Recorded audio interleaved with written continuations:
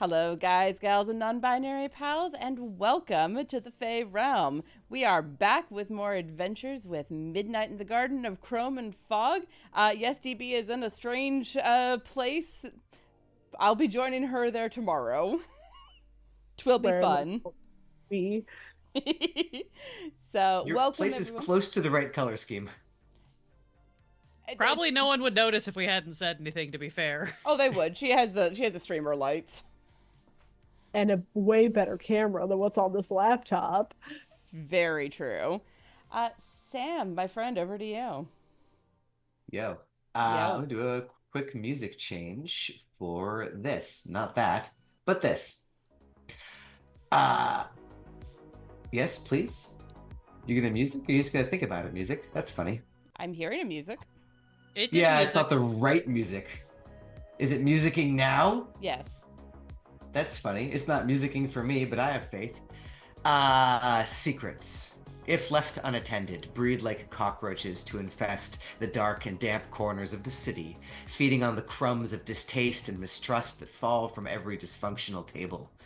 You've begun to pull back the chrome-plated floorboards of the free state of Silicon to see what squirms, what thrives beneath. But there is still so much to know, so much to do, before the writhing mass can be tamed. Let's get a recap.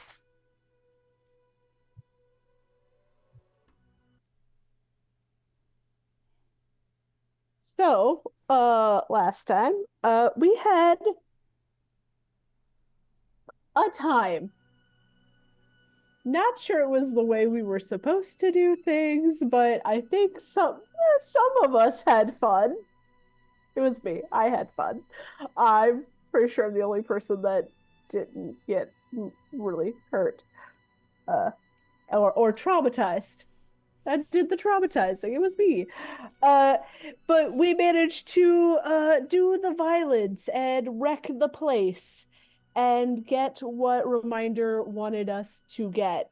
A little bit of hiccups. The SWAT team was called. Oops. We also ran into a woman who also shouldn't have been there.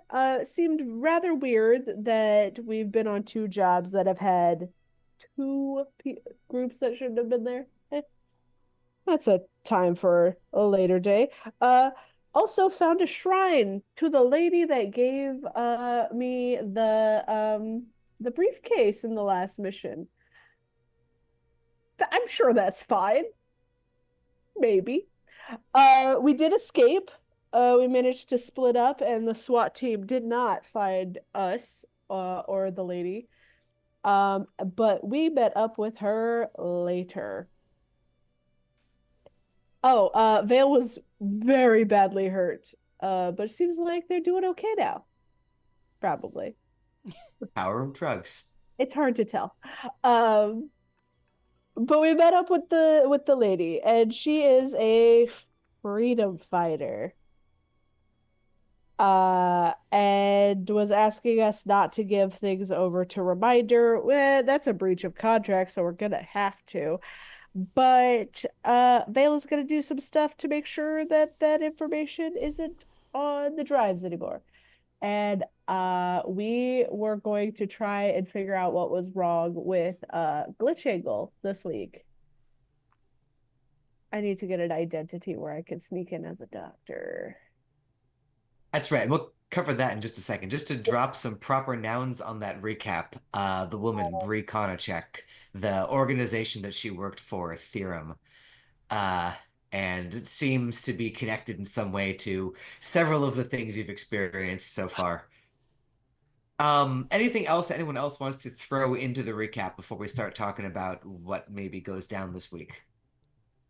We found out that the briefcase was uh, something that was at Remainder, and they were that the Remainder wanted to get rid of or hide in some way. And so they took that thing, and sorry, Theorem took that thing and gave it to, I don't remember her name. I think it starts with a J. Jessie, Jen. Janessa Rion. Janessa. Yes, gave it to Janessa, who gave it to uh oh my gosh, my brain is not working. DB, what's your character's name? Lorelai Lore. Mortimer. Lore. Gave it to Lore. And then she unceremoniously was shot. Um, and we know that Bree does not know that we have the briefcase. And we do have the briefcase. So that circle them. The first part of that was sort of accurate and sort of not accurate, but she told you things quickly and you didn't ask a lot of follow-up questions. So we'll go with that for now. You have Okay. ways of contacting her if you need to. Um, the because there were some more corners to that. There was a gang involved. Oh, It yes. didn't seem as if she was trying to get rid of the briefcase, but maybe get the briefcase. But you can ask follow-up questions from her if you need to follow up on that. Yes.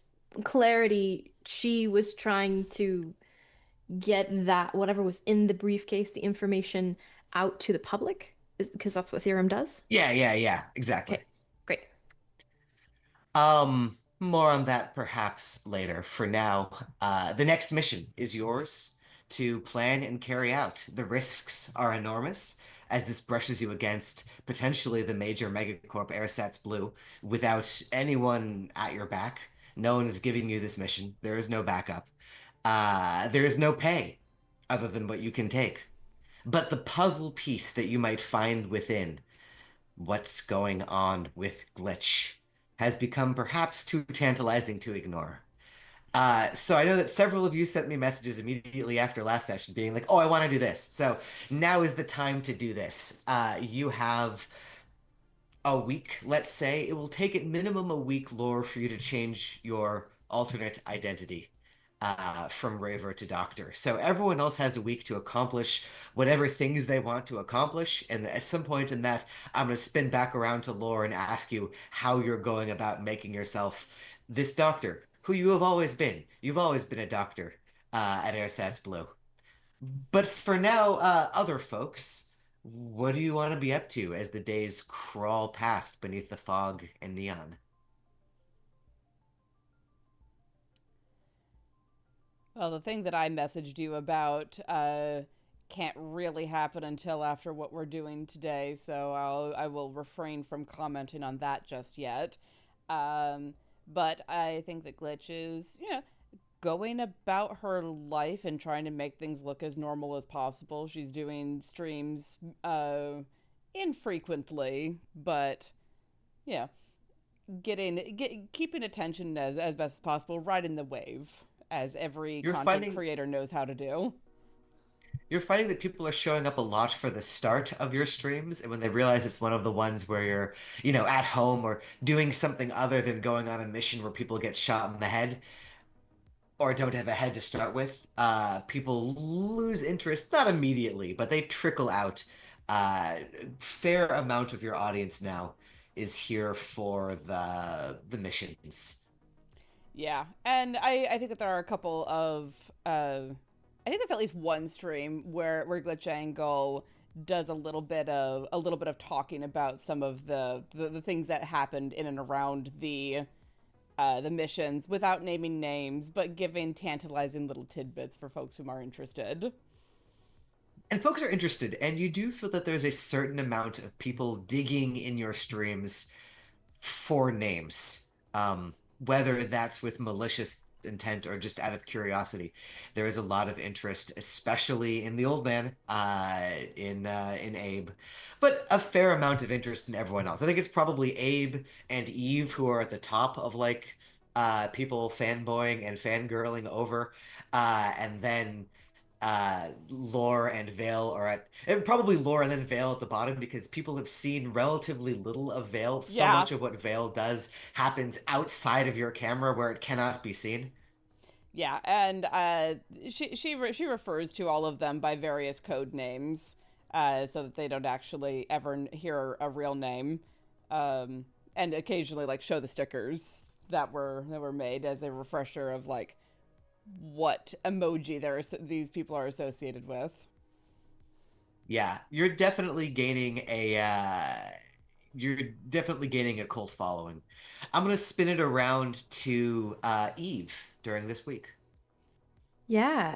Okay. So, after having that conversation with Abe, um, regarding his past, um, that sparks something in Eve, remembering a time where she could go into a building and there were real, actual physical books there. So she's gonna get in touch with someone, a contact that she knows, who specializes in collecting things from the before. Um, and she wants to find Abe a book, any book. There are little shops like this all around Silsent and Sil East, buried away, often in people's homes rather than places with actual storefronts, because many of the things that would be found in such places aren't illegal per se. There aren't laws, but are looked down upon, could get unwanted attention from the corpos from corpse security. So let's put you in someone's small house in Cal, in a place that has a lot of history in the before times. It's another old man. It's mostly elderly people, men, women, non-binary folks, but the old man who's welcomed you into his home will say, "Come in, come in, come in." Um, what? Obviously, I don't have to say this, but I'll say it anyway. Nothing that you've seen here today exists. You have not seen here. You do not know me. I do not know you. Certainly not, darling. Very, very, very well. With that having been established, what can I interest you in today? Well, um, I'm interested in literature, physical book, maybe of an anthology of some kind. His eyes will widen as you mention literature. He will pull out. He's got a screen like a TV screen, which is itself old, on a back wall. He'll pull it aside, and behind it will be three shelves of books. Um, he'll say, "I don't show this to just anyone, of course, uh, but I get the feeling you're not going to reveal this." Now. You seem like a discerning client. We have stories, we have plays, we have poetry. It's just me. It's just me. Well, Anything more specific? Yes. uh, hmm, it's a gift.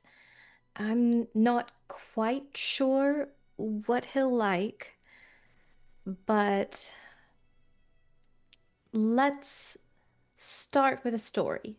I might be a repeat customer. He'll smile.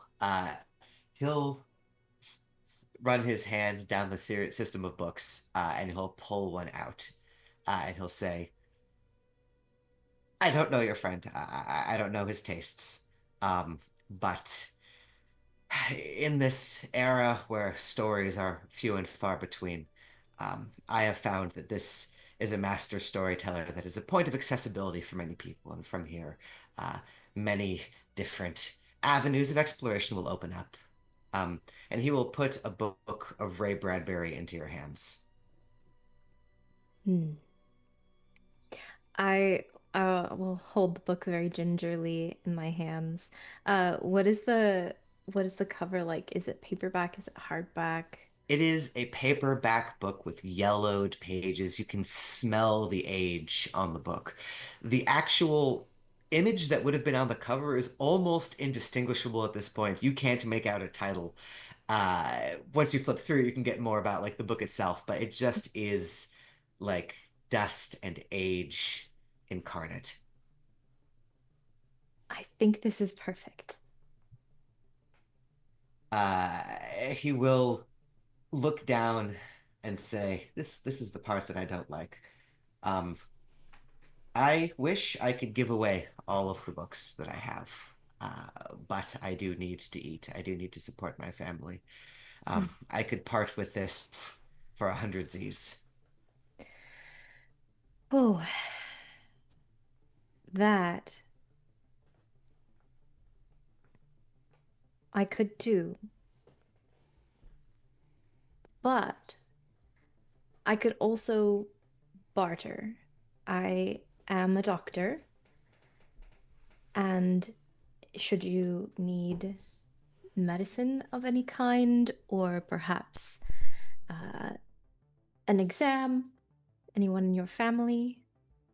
His eyes will widen a little bit at that.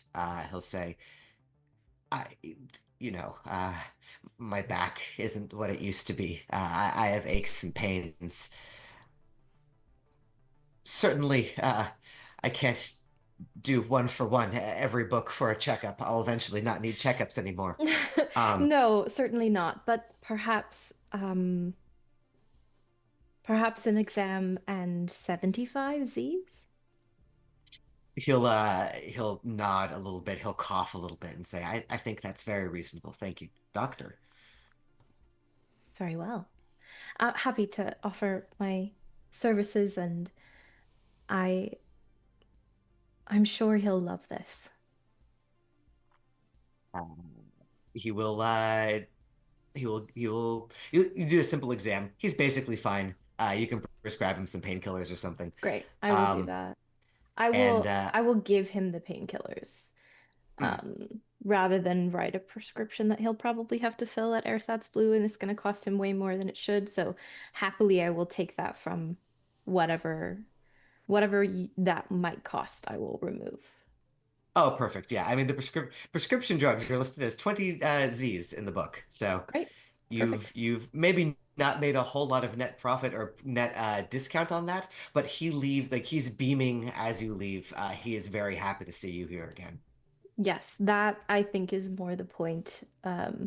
I can afford to pay him 100 Z's, but I think it's more of Yeah, a point of connection. Yeah. it's right. You have established something with him. Yeah. Very good. That was Eve scrolling around to Vale. Theoretically, at some point, you do have to return the information that you stole. Not stole, not return, but give over to Remainder the things that you took as part of the mission from them. But tell me about that or other things that you want to be up to. So, um, the terms that we were given is that anything that we downloaded, whatever we downloaded, needed to be returned to them. That's correct. Um, so Vale's going to do the shittiest version of attempting to do like a technicality workaround. Um, and I think it's not truly gonna hold up, but I think what Vale's gonna do is make a copy of the data just into one of their into their own scrap deck or one of their spare drives or something, and write the program such that as it copies, it also corrupts the original drive. Mhm, So I'm going to hand them the drive that was actively the one that I carried in there and that I came out with, or the drive. I guess it's 3 of them, right? mhm. All of the ones that I return to them are going to have some sort of like corruption to them, like something about the files didn't save correctly, so it's not gonna be usable information to them. But Okay. I will have a copy kind of somewhere. There's an argument, a bad argument of like, well, technically this isn't the data, this isn't anything I downloaded, this is something I uploaded. Like, Ah, Dawn de la Cruz suggested to Glitch that she was hoping to see you in person for the handoff. Is that something that you are interested in trying to avoid in some way? Otherwise, she's happy to set up a meeting at the same cafe where you got the mission. Vale, if somebody else is gonna go meet with her, Vale will give them the drives. Vale wants to avoid going in person if possible because Vale has other things they want to do with the rest of their week that are going to take more time. Hmm. Glitch has kind of been the go between on this one because of the nature of the mission. So if Vale tells her that it's ready to go, she can be that go between and do some pleasantries. I will hand them off. I will also give you one of my many weird scrungly little business cards that have like a it's not a burner phone number, it's like a burner email or a burner like internet relay chat identity that somebody could use. So if there are questions that need to be directed to me on a technical level, they can get a hold of me. Okay. Nice. So let's do the glitch scene and then back to Vale. Glitch, you go into the cafe, the Redstone. Yep. All right. You see Don De La Cruz sitting there, same table, same outfit, same smile, plastered to her face. She'll wave you over and say, "GlitchAngle, you did such a good job." Oh, thank you so much. It was a very interesting sort of assignment. I'm sure it wasn't quite the way that anyone planned for, but well, we did what we needed to. You did exactly what you needed to, and she'll hold her hand forth for the memory chips. I will pass them over along with Vale's scrungly ass business card. Our hacker said to give this to you, and if you have any questions about stuff on the technical side of things, to get a hold of them there. I'm sure our wizards will take care of it. She'll tuck them all into her pocket without even paying them any. She doesn't even look at the card, just puts it in her pocket. She'll say, "Other thing, Glitch. Um, Several employees from that office separated from the company over the following couple of days after your little party there. That wasn't unexpected, given your antics, and indeed our projections accounted for some attrition. Nevertheless, there were some irregularities. I recognize this is a long shot, but if you have any actionable intelligence about the current whereabouts of former employees, I could see my way to giving you 2,000 Zs right now." Oh, well, I can't say as I know anything about that currently, but I'll let you know if anything comes up. She will put the Z's on the table, just kind of play around with the chip that has all that money, and say, "I would be most grateful if you did." Well, Be seeing you, Glitch. be seeing you. She just like that has turned off the conversation, right? Like Yep. she's done with you. And I am fine with that. As she gets up to leave, she almost leaves the Z's on the table before remembering that she's left that, a month's rent or more there, picks it up, puts it back in her pocket, and then heads out. And I Back to watch you. her Yeah, go. sorry. Back to I you, Vale. watch her go. Great. Depending how much I can get away with in a week, and I know this is probably going to take more than a week. The two projects that I am going to be working on, though, I do want to. Sorry, this is my brain being bad. I know that the data that I pulled is mostly a lot of like user data, but there was one anomalous chunk that was like location data. Was that right? Mm-hmm. I think a lot of the user data was also that location It data, was right? Like location data. Okay. there was data that didn't seem to be coming from any of the streams of information Right. that Remainder would be known to have.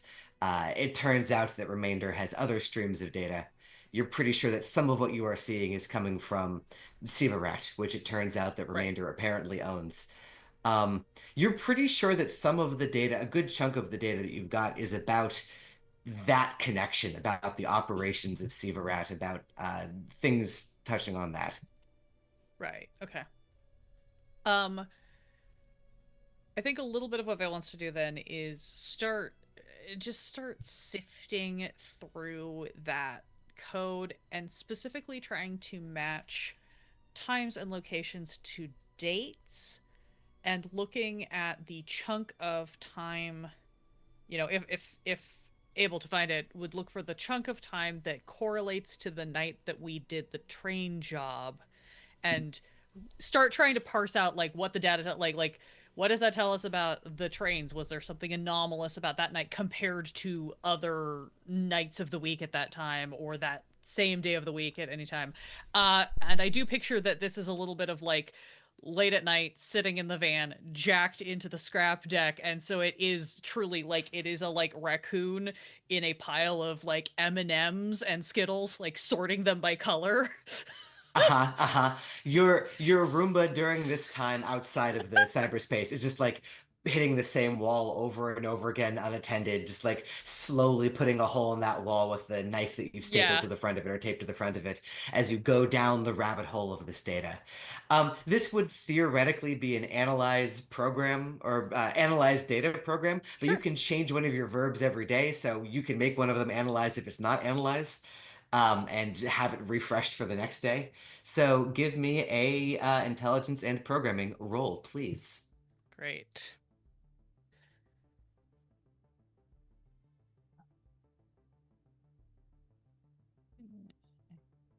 So I just looked at your leveling up choices, and yes, you have taken the fixed skill. You've unlocked a whole new Uh, subsystem of this game. 10 I out of 10.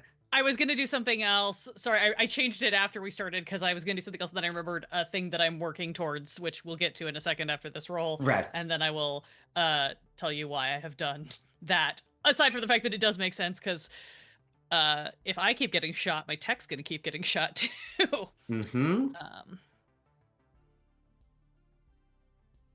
Strong.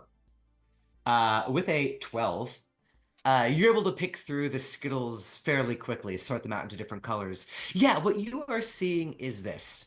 There is a subset of data inside the remainder data that you're pretty sure is specifically theorem data.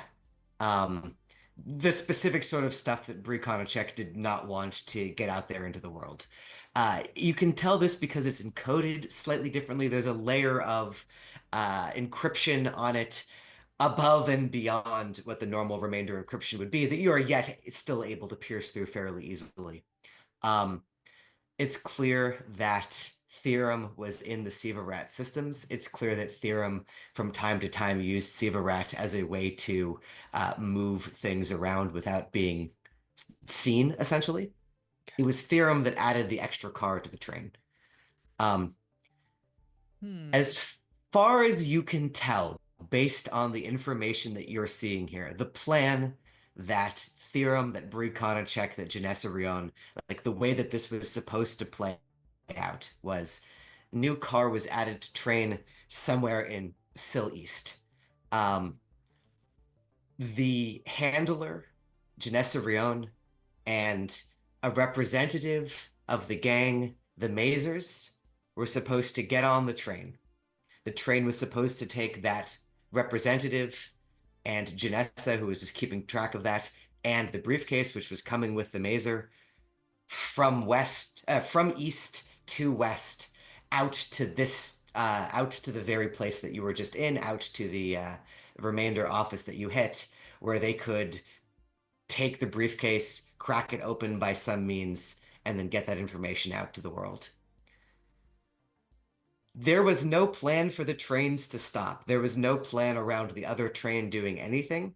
That is all outside of the information that you're seeing here. There is, needless to say, no plan about headless dudes. So the extra train on our car, Janessa, the briefcase, and the Mazer were from Theorem. Everything else was potentially somebody caught wind of something going on, or some secondary operation that wasn't supposed to be related, and the two things collided. Cool. Great. I hate that. You rolled a 12, so yeah. I mean, I love I'm gonna having give you knowledge. I just hate the implications. I'm going to give you one more piece of information off of that astoundingly good roll. As you tease down into it, there is a piece of information that was included and then erased as not necessary for, being in these files. You are able to reconstruct a name. It is the name of the Mazer representative. They say representative here. The Mazers would never use the word representative, but it's what Theorem's saying. Goon, sure. Yeah, the ganger, the Mazer, the guy. Yeah. The person who had hands on the briefcase, or at least the name that he knew him by, that they knew him by. That name is Skeeve Rapino. I'll put that in the roll 20. Thank you. Skeeve Rapino. I'm guessing that this name probably doesn't ring any particular bells for me because I don't have a lot of contact with the Mazers, if I can help it. Yeah, that's cool. not something that you've heard about before, but it is now a name that you can add to your conspiracy board. Woo! Beautiful. I'm gonna ask If you want to, yeah. a secondary question kind of along these lines, which just because I don't know, and I might as well ask. Given that Vale is very familiar with a lot of the signatures of other high-level like hackers working in the same space that Vale is, does anything about the code that I'm sifting through, the nature of it, ring any? Does that like do I find the signature of the hacker who, or the coder who made this encryption? Does it look like anything I recognize? The bad or maybe good news, this conspiracy does not get the level deeper that would be your nemesis was involved with this. I didn't think it was my nemesis, but I just figured, like, if I know that it's, like, Steve from the mall, then I can go yell at him and be like, who did you work for? It's a very good question, and whatever level of paranoia that you're at right now, which is, does this connect even deeper in, it seems that the encryption that you're looking at was developed internally by Theorem. Okay. You have not seen anything quite like it before. It's not super advanced. It actually looks like maybe Brie Konachek was involved with the creation of it, if not like solely made it. It sort of has the same signature as the flowing characters of her dress that you saw inside of cyberspace. Okay, cool. But but it's not. It doesn't look like anybody from Frogger Scratch got commissioned on this or anything like that. No, it doesn't look like that. Okay, beautiful. Which actually implies one more thing, which is if their degree of encryption is this good, and by this good I mean not so good, if it's this bad, they're not that much better at things than you are, which means they probably didn't have a chance of opening the briefcase any more than you have a chance of opening the briefcase. It's not really clear what the next stage of their plan was. If they had a next stage, it's not embedded in the information that you're seeing here. Interesting. Okay. Well, that is something for something. That's the process of probably a couple of nights of poking around. I want to interrupt DB mid-yawn. Welcome to our time zone. And ask, how are you going about becoming a doctor? And also, like, what kind of doctor? This calls for a music change, too. What's the process of changing identities for you? I think because I am a person with many faces, I have a contact I can go to that helps me get identities that are more than just random raver. I feel like those things I can kind of pull off myself. But this one is able to get me like actual credentials and just like maybe items that make me look more like that part. I am willing to come up with some details about this person unless you had something in mind. I do not. Okay, right on. All of the NPCs this session are old for some reason. That's just the name of the game. It's because we're missing our old man. It's true, we're all compensating for Ray. Yeah. Abe. So, here's the deal. You know that if you go downtown at a certain time of night and knock at a certain door in a certain pattern, the door will open. There won't be anyone at the other side, but if you go through a series of hallways, if you tap the right bricks, you'll eventually find yourself in a room, and in that room is an elderly woman. The elderly woman doesn't have a name as far as you've ever been told. And she has a collection of things that can make you with a bit of acting skill, with a bit of focus, into anyone you want to be. She'll say, "All right, dearie, who is it today?" I need to be a doctor. Ooh, a doctor. Ooh, my mom always wanted me to be a doctor. She'll turn and sort of rattle over and start grabbing things off the shelf. Now, as you know, there's no such thing as a doctor. Are you a pediatrician or are you an orthodontist? What sort of a doctor? I think that this would have had to have been a conversation with Eve. Yeah, we can flash this back into any direction if we need to. Yeah, so I think that would be Lore would have gone to Eve and went, okay, I have my ways, do not ask how. I could become a doctor. Now, doctor is not really, it's kind of like a broad umbrella. What kind of doctor do I need to become in a week? Oh, okay. So for this deception, I'm thinking perhaps I should be your nurse, since I also have the knowledge and can save you from embarrassment if you were to converse with another doctor and not know what you're talking about. So plan on that. Secondly, I think it depends. We will probably need to do some kind of imaging, so I would say internal medicine. Surgeon might also be a good option. Something that gives us a reasonable On why we're there. excuse. Yes, reasonable excuse as to why we need to scan a person's whole body. Um, an adult person. So, as much as children are cute, no pediatrics. I had not planned on it, though Glitch is kind of small enough to be a child. Let's not make more trouble than we need to. Or maybe only two of us be dressed up, not three. That's probably a good idea. Do you need nursing clothing at all? Hmm. If it's available, that would be great.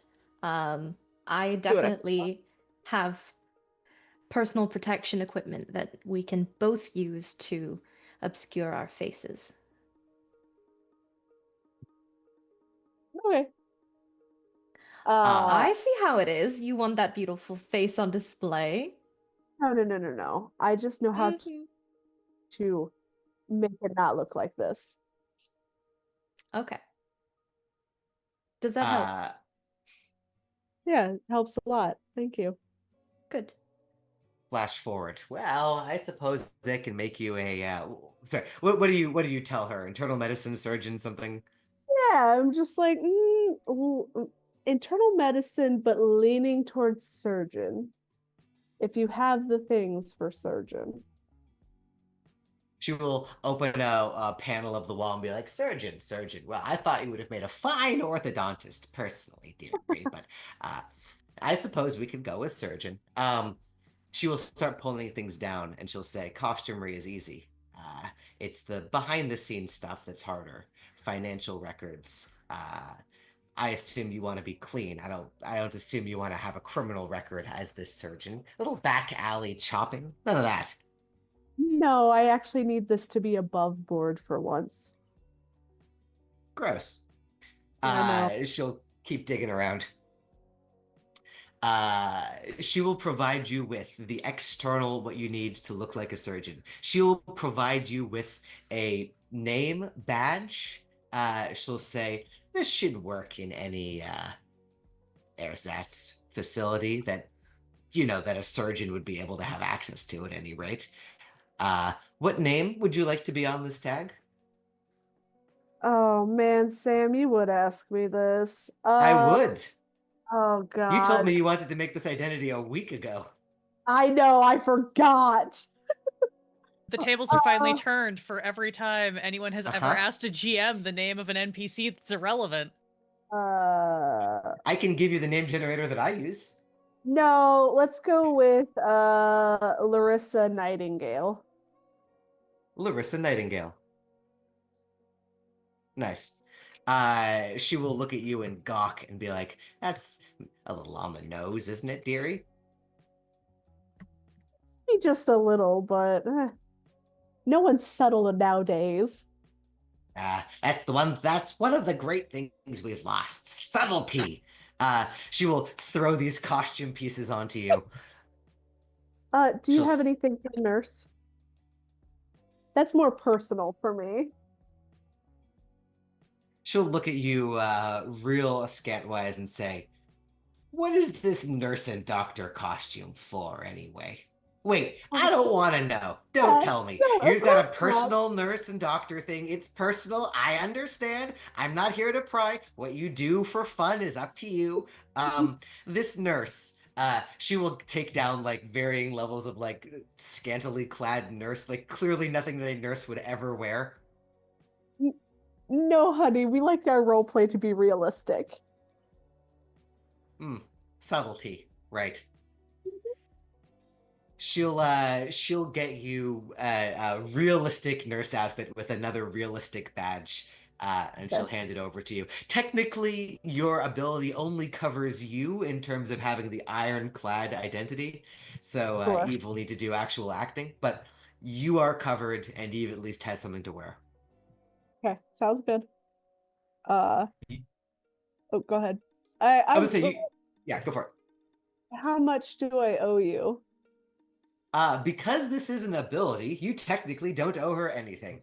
Um, you could do this by yourself. You're only using her for the scene of it. So let me actually throw that back at you. Like, do you have an agreement with her? Like, what's the nature of this thing?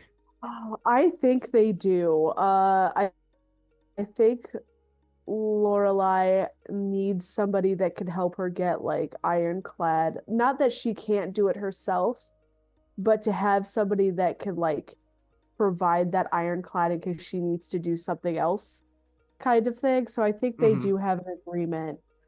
Um, I think every time that she needs to like change these like deep kind of identities, maybe 100 Z's. Can I make it weirder? Sure.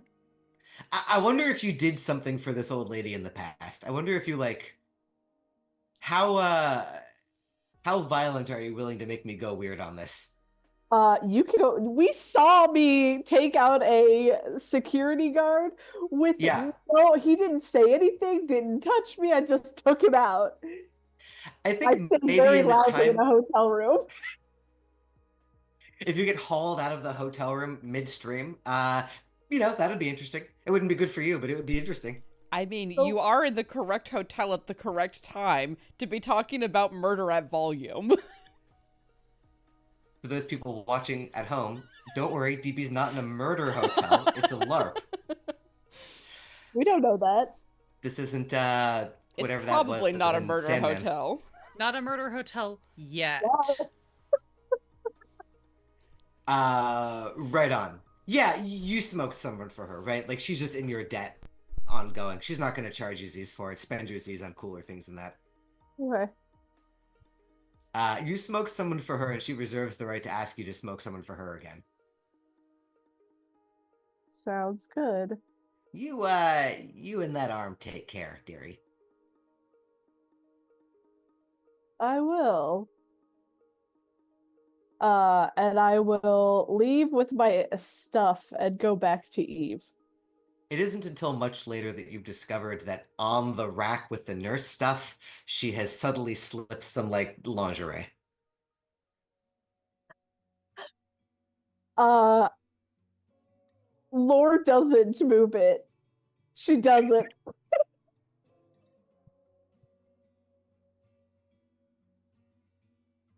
Excuse me while I snort because I'm laughing so hard. I don't think Oh, Eve will notice it right away until she gets it home and is like, huh. Okay. uh, very good. Do with that what you will. Meanwhile, elsewhere, um, you have spent a day getting that. You probably have to spend the rest of the week, Lore, doing whatever internal changes you do, right? Like the not just like makeup, but like the practice at being a doctor. Like I wonder, sorry, this is what every actor hates to be asked, but like, what's your process? Yeah, I think that Lore does like some extensive research so that if she's asked questions that are very medical specific, she is able to answer them in the correct way.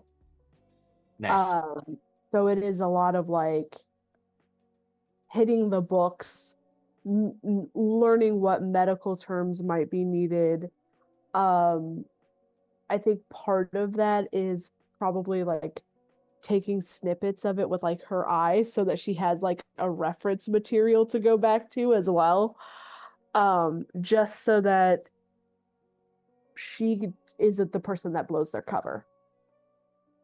Nice.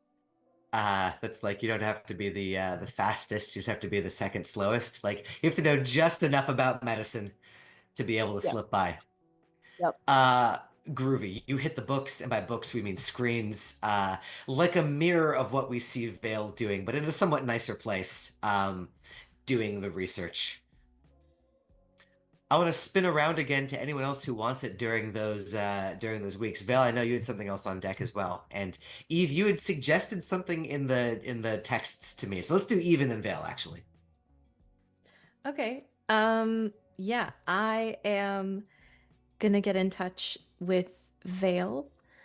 Um, and again, it looks like a very spammy text, and it says your order is ready for pickup. With coordinates to one of the random Krask coffee shops that we meet at. Thumbs up emoji, heart emoji, upside down smiley faced emoji, running man emoji. Very cool. Several minutes later, you are at the Krask. It's abandoned. This isn't like a common one. It's the two of you there and someone. This is not the milieu where it makes sense for someone to be spitting on a rag and wiping down counters with it, so that is not happening. But let's say that there's one cleaning bot kind of going slowly across the floor, making like the world's worst pattern to be able to actually get this place clean. And the ubiquitous vending machines that actually spit the food out. Amazing. Hi. Hand hand them a plastic baggie. Thanks. You're welcome. This just this just the normal? Standard. Okay. Yeah, just Uh, checking. what are you list, please? What do you want? Hang on, it's mostly the same stuff. I got a couple of new ones that we're trying in the rotation, so it shouldn't do much of it. It's just different. One of them's different dosage, and one of them's different, and it slides you very badly scrawled on the back of a napkin list that they were clearly making while they waited for you to get here. Yeah, Trying to remember everything. We're going to have a better system than this, I think. Why? What's not working? Well, it's very dangerous, which I'm sure you know, to mix things that are not intended to be mixed. Well, And you can see I broke it down. It's either all Well- uppers or all downers. I don't do both at the same time. That way they balance.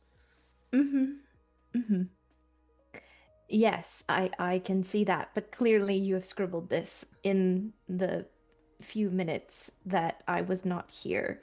And sometimes we forget. Not a judgment, just an observation.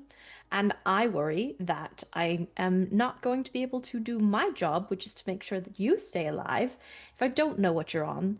And I can't give you things that might kill you.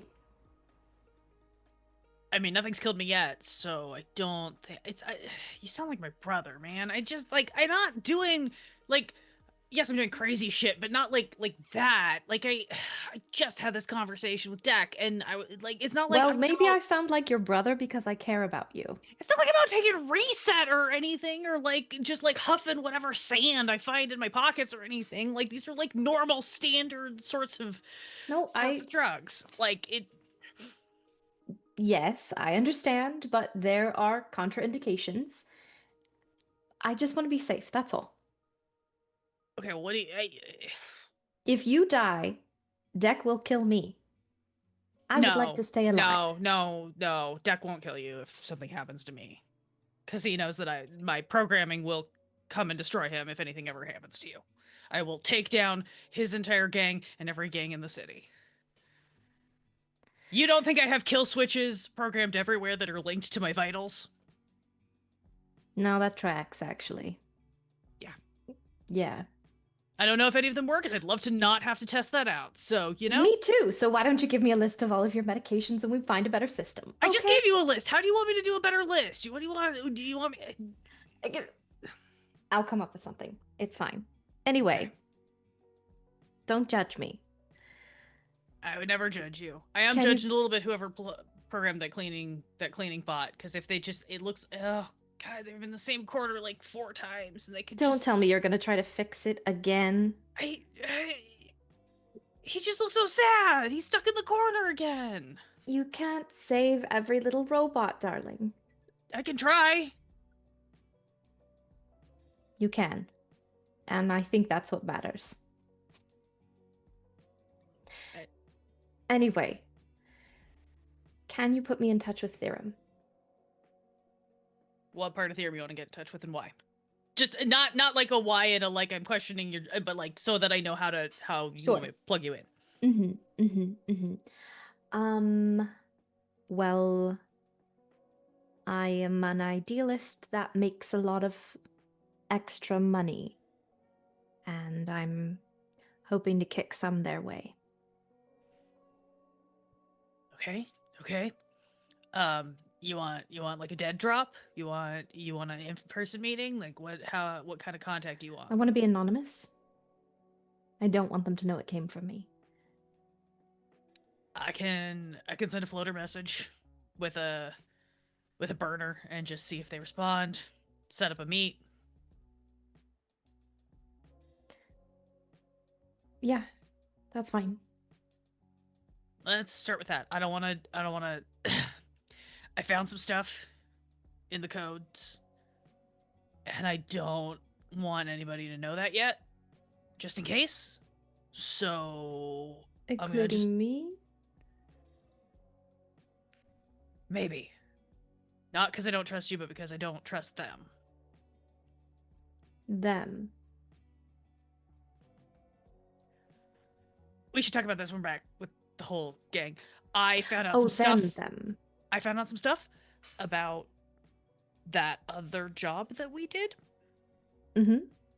And I think The whole group conversation. Yeah, I just think it would be easier to do it all at once. Theorem, obviously, like, they know who we are, we know who they are. Like, there's not like, it's not like that anymore, but there's something that just, I don't know if I'm feeling itchy because I'm off my meds, or if it's because there's something funky. So I just need to, like, level out a little bit and make sure that it seems normal. Okay. I guess hold off on my request then. I trust you. No. I mean, I'll send out the feelers. I'm just gonna do it through like the real basic channels and not tip the hand that it's us, so that. I don't know, man. At a certain point, like I don't trust anybody with a name, right? Like all these cool groups, all these gangs. As soon as you're like cool enough or getting enough jobs to like give yourselves a name or a title or something, like I don't know. I don't trust you anymore. That means you're a thing. It means you're part of the system. An entity. Yeah. It's hard enough to trust individuals. I can't trust an entity. It's disgusting.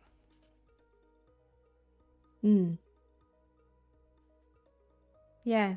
It is funny, isn't it, when you give a group a name, it becomes its own thing. It's something else. It Something. necessarily becomes separate. Yeah. Look, I don't know. I'm not good at this. This is why we got you and Glitch to do all the like peopling. Which apparently I did not do very well. You did fine. I only got shot once. That's something. And that wasn't even your fault. That was mine. Yeah. Hey. It's not. It wasn't you. You didn't shoot me, so it's not your fault. Did you shoot me? You didn't shoot me, did you? No. Okay, then it's not your fault. No, but I did. I don't do power moves well. I'm not that person. And I thought it would work, but it's not who So I you am. practice. Or you find another way to do it. Maybe it's not who you are. You're good at a lot of other things. We got plenty of people good at power moves. That's true. We don't need more power in this city. We need soft. We need kind. We I need know. help. That's what you do. You help people, and I'm sorry, and Vale gets up and goes and like resets the robot to face another direction. You are able to fix the robot and to some small extent perhaps fix Eve. We're going to and I should also say being able to set up the dead drop is time consuming but ultimately fairly simple. You back and forth with Theorem for a while, anonymously on your part, anonymously on their part. They're not going to trust what's dropped at the dead drop immediately, but they'll find some way, and eventually over the course of time you'll be able to leave money there that they'll be able to accept. All that can happen behind the scenes. It's easy enough.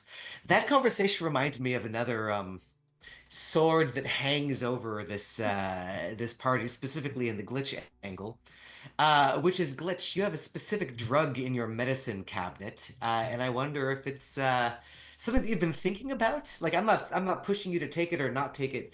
That's going to happen when it happens. But where have you been with that? I've been holding on to it, and every once in a while when she's like a little down or in her feel, she goes and she picks it up and just kind of rolls it between her fingers. But she doesn't want to take it outside of some kind of supervision because shocking, I guess, she's not really a party girl. She doesn't really like do drugs. It's not her thing. So she's waiting, she's waiting until at least after the break-in at the hospital to try and get a better read on what's going on inside of her before she goes to Eve and says, "Hi, I have this. Don't ask how I got it, but I need you to supervise while I take it." No, really, don't ask how I got it. Right on. And similarly, the briefcase. Spending any time with it? Oh, yeah. Whenever I can. Cool. Which I think that at least Laura has come out at least once to watch Glitch, like, shove the vending machine across the floor to get down into the place where it is. Definitely a scene there if you want it, Laura stumbling in on Glitch, trying to cover up that you were just spending time with the briefcase. Sure. So I think I'm just coming back up out of the hatch and then the ground, kind of like peek up, look, see you, immediately peek back down. I think it's one of those things that it's like Laura's a college student that is like hitting the fifth energy drink for the night as she's hitting the books, and is like, you don't have to sneak in and out of here to visit your friend. I know. It feels weird that I want to be around it as much as I do, and I hadn't even seen it a couple of weeks ago. Sure, but I'm not gonna tell people that you're here. Yeah, fair enough. Have you gotten any sleep recently? You know, maybe ask Vale that question and then you could come back and ask me that question. I already know Vale's answer. Vale doesn't sleep. Vale catches cat naps or passes out. There's a difference. Eh, I mean, hmm, I don't sleep much as it is anyway. Do you want to take a break on whatever you're working on and have some tea? Uh, she looks at like the equivalent of a monster that's in her hand. Some I should something probably. something to maybe bring your heart rate down a little. I think Eve left some soothing tea in the kitchen. Sure, why not? In And this yeah. dystopia world of chrome and fog, there yet remains chamomile tea. Amazing. Yeah. Glitch will put the kettle on and brew up a couple cups of tea with surprising, like, I don't think anyone's ever seen her actually, like, drink tea. This is the practice movements of someone who used to do tea every day. I think Laura is like back on the sofa and you could like see her robotic eye glowing as she's like reviewing more material while you're brewing. Mm.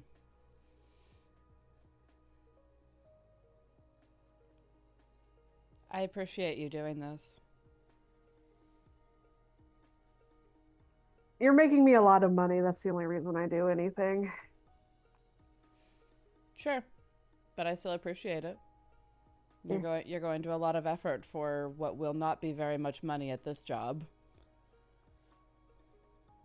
True, but it's not like people are lining up outside my door to give me jobs without you, so Well, I'm glad that we're able to help each other then, I suppose. I suppose. Are you worried? Terrified. I have no idea what is inside of me. I have no idea what Is that is reacting to that briefcase. Hmm. I have no idea what happened to me, and that scares me. Seems like a lot of that goes around. Mm.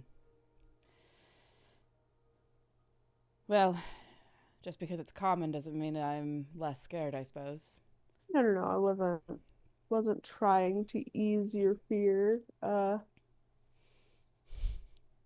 It's good to be afraid. They say that fear is a survival mechanism. Yeah, it depends on what you do with that fear. Well, for the moment, I can't do very much about it. Everyone, all I can do is be in the right place at the right time, hopefully with the briefcase in hand, so that Eve can see what is making my insides light up. It's usually some person for me, but yeah. I guess if objects are your thing. Glitch does laugh at that and brings the mug of chamomile over. Shit, you see like the eye like dim a bit as she's more focused on the here and now and not the medical textbooks that she was reading through. Thank you. Of course.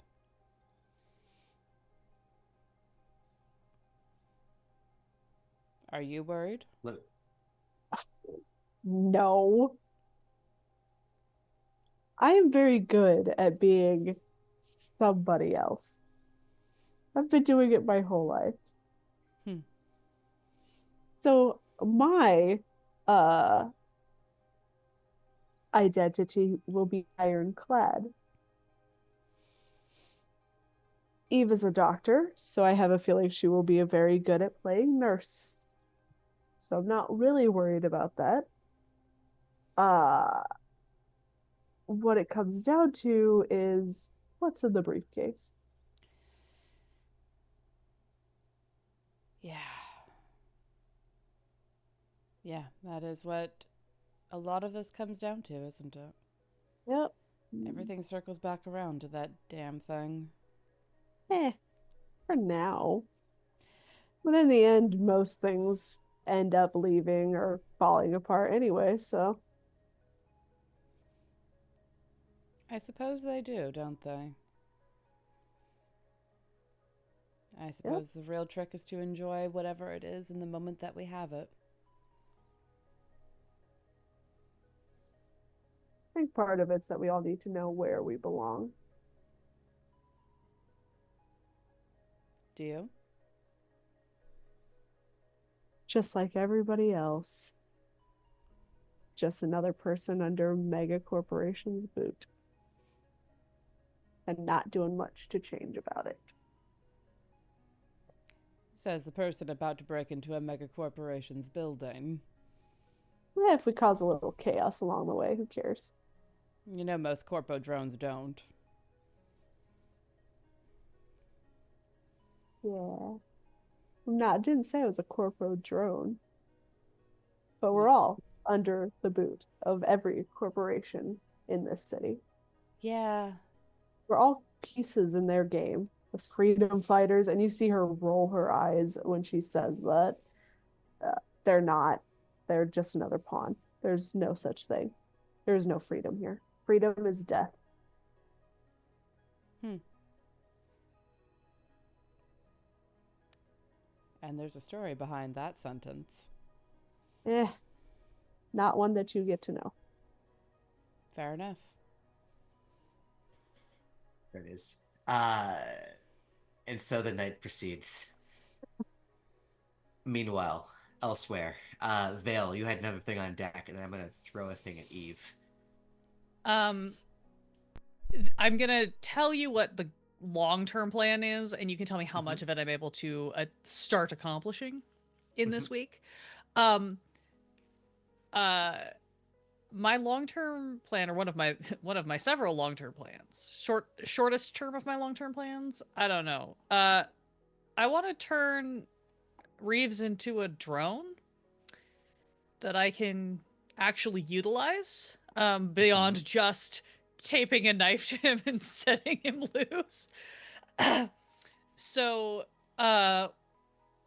flavor wise, I would like this to be that I'm gonna go like purchase parts and actually outfit out my little Roomba. But mechanically, I have taken points into the fix skill. I have a little bit of drive already from my owning a vehicle, which I think are generally the two things you need for droning. I will probably eventually need to take the piloting feat. But what I want to start doing is I want to start spending as much time as I can outfitting Reeves into a Bantech Roach. Yeah. Which is, for those of you following along at home, a Bantech Roach is a type of ground drone. There are ground drones, air drones, and water drones. We're just going with the basic ground drone. The eventual starting goal is only autonomous programming, since I cannot pilot him yet. That's a skill that Vale will have to learn.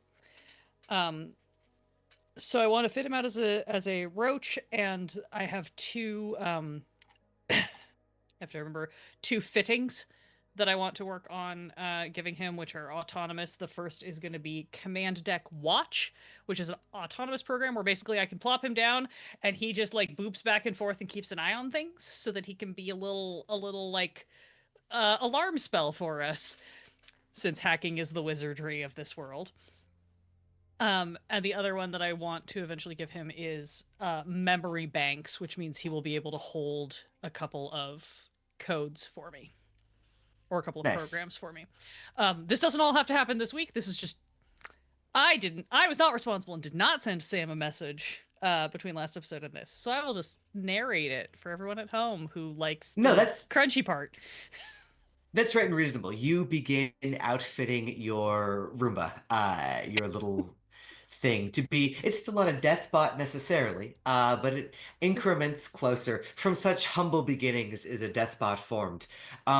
I mean, I'm gonna he's say still this. got the little bracket with the knife, which doesn't That's have true. any mechanical purpose. It's just there to be scary. Which played a critical mechanical role last session against everyone, especially my expectations. Yeah, I mean, here's the thing. If you are willing to spend the money, Yes. and I think you've got the money to spend to upgrade it from background fluff to Bantech Roach, and if you are willing to spend the money on those outfits, I am cool with you having those outfits for this mission. You can get that all done in this week. Great. I'm going to go ahead and plug those into my character sheet then. I do have the money. I did do the math on it. I have one more slot that I can eventually fill with a fitting, and I may be able to mod him to have more fittings. But for now we're going with just the autonomous, like he can hold a couple of programs for me, I think it is, and he can Mhm. basically I can set up at the door and be like, let us know if somebody comes. Yeah, exactly. So Once you get into modding, that's the part that's going to start taking time yeah. because that's what you can't get off the shelf. That's where you got to actually like physically get into the guts and do things that have never been done and should never be done to a Roomba. Hooray! Okay, then yeah, that's what I spent the rest of my week doing. It's bouncing between just like that, skimming code, and putting an absorbent number of things up my nose and down my gullet that I probably shouldn't be doing. Great, perfect. Yeah, we see the montage of you working on that and like in various different configurations, Reeves getting rebuilt and then debuilt again when that doesn't work out, and then rebuilt a different way, and then finally having that programming. Mostly just being like exterior memory so that you can slot more things, but also now following a slightly more sophisticated pattern of booping around on the floor. Now it can sit still in ways that it couldn't before. Eve. As you are going about your rounds in this week, the day-to-day things that Eve does that happen behind the scenes usually, this is going to take you to your fairy boy leader contact, Angel Romero. Um, and, you do periodic deliveries of drugs to him, but this one stands out because as you are led to him, his skin is gray. He is about as bad as you've ever seen him. Oh no. Oh, that is not showing on Eve's face at He'll try all. to make nothing of it, right? Like as you come in, he'll be like, so do you have the stuff? Or like, what are we talking about this week? But he's as he's brushing it off, you can see that he's barely able to like wheeze in air properly. How are we feeling? Just doing like the initial checks. Oh, nothing to report, doctor. Same old, same old. Liar. Slut. Whore. What are we just calling each other things now? Uh That's all what right, we listen. always do. Yeah. He'll seem confident. He'll seem like he's happy with how that conversation played out. He'll say, I'm doing a bit of self-imposed rationing on my drugs. Why? There was a hit. I don't know who did it, but of course I know who did it. It was the fucking Mazers. If The I never ships, have to hear that name again, I'll be just such a happy girl. the ships that bring in the black market medicines. The connection. You'll be hearing about this soon, I imagine, if you go out and try to buy more of this shit that you have me on. No one's taking responsibility. It was the fucking Mazers. They have hit my drugs, specifically my drugs, because the Mazers are trying to kill me. Yeah, okay. I understand that we're upset. That happens. So what you're saying is that they've only taken your medication. Well, they bombed a ship, a boat. They bombed a boat that had lots of medications for lots of people on it, but specifically my medications that were for me people, and that just feels a little personal sometimes. That's all. Uh, I understand that can feel very personal. Um, but accurate, I think, is best in this situation. So they bombed a ship, it had your medicine on it, and it had a lot of other people's medicine on it. So maybe they're not actually trying to kill you individually. Maybe. He'll look uncertain about that. He'll say, maybe, maybe. Okay. But if you ask me, they're trying to kill me, and they're too cowardly to do it straight, so they're doing it the Hmm. sideways way. Well, don't let that force you to spend unnecessary resources on tracking them down. You got I'm far worse things to worry about than that. spending every resource at my fucking disposal tracking down the mazers. Okay, I was doing that anyway. sure. That's not the problem. The problem is I foresee a diminishment in the amount of this stuff, he'll wave it in your face, that I'll have access to in the future, and so I'm rationing. Angel, Honey. if you ration and don't take your medication the way that I prescribed it, we're going to run into some problems. What Some problems are those? problems that will cause you to need more medication that is not available. It will get So what more do I do when expensive. So what do I do when I run out of this shit?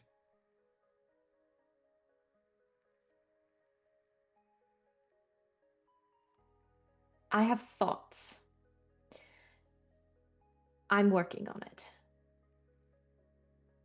Mhm.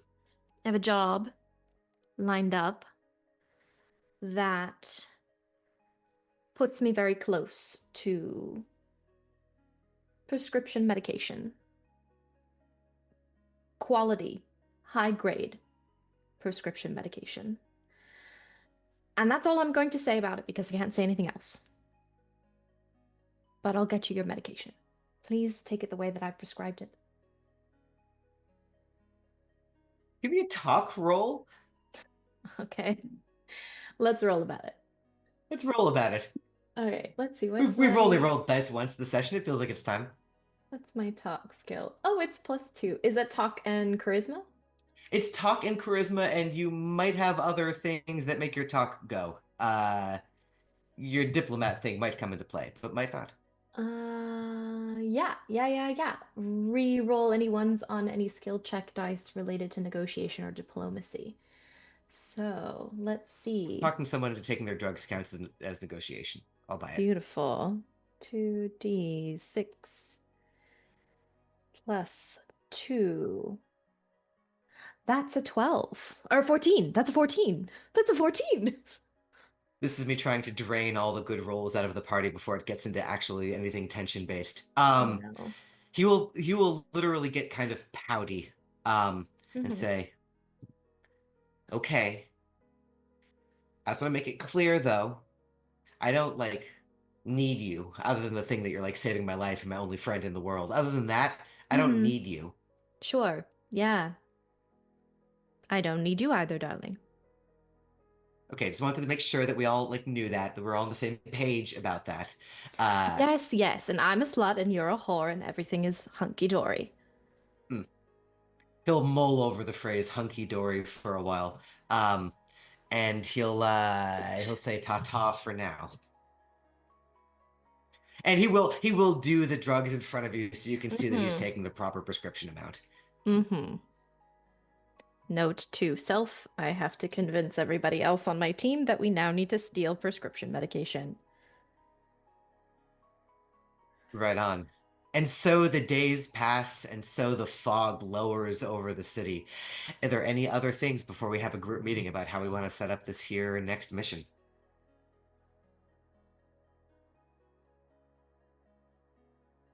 Going once, going twice. In that case, let's take a 5-minute break about it. 10-minute, however long these breaks go. And then we will figure out how this next thing goes. We usually aim for 5 and it winds up being 10. That's the one. 5-minute break. 5-minute break. We'll be back very shortly, friends. Please hang out. We'll be back very shortly.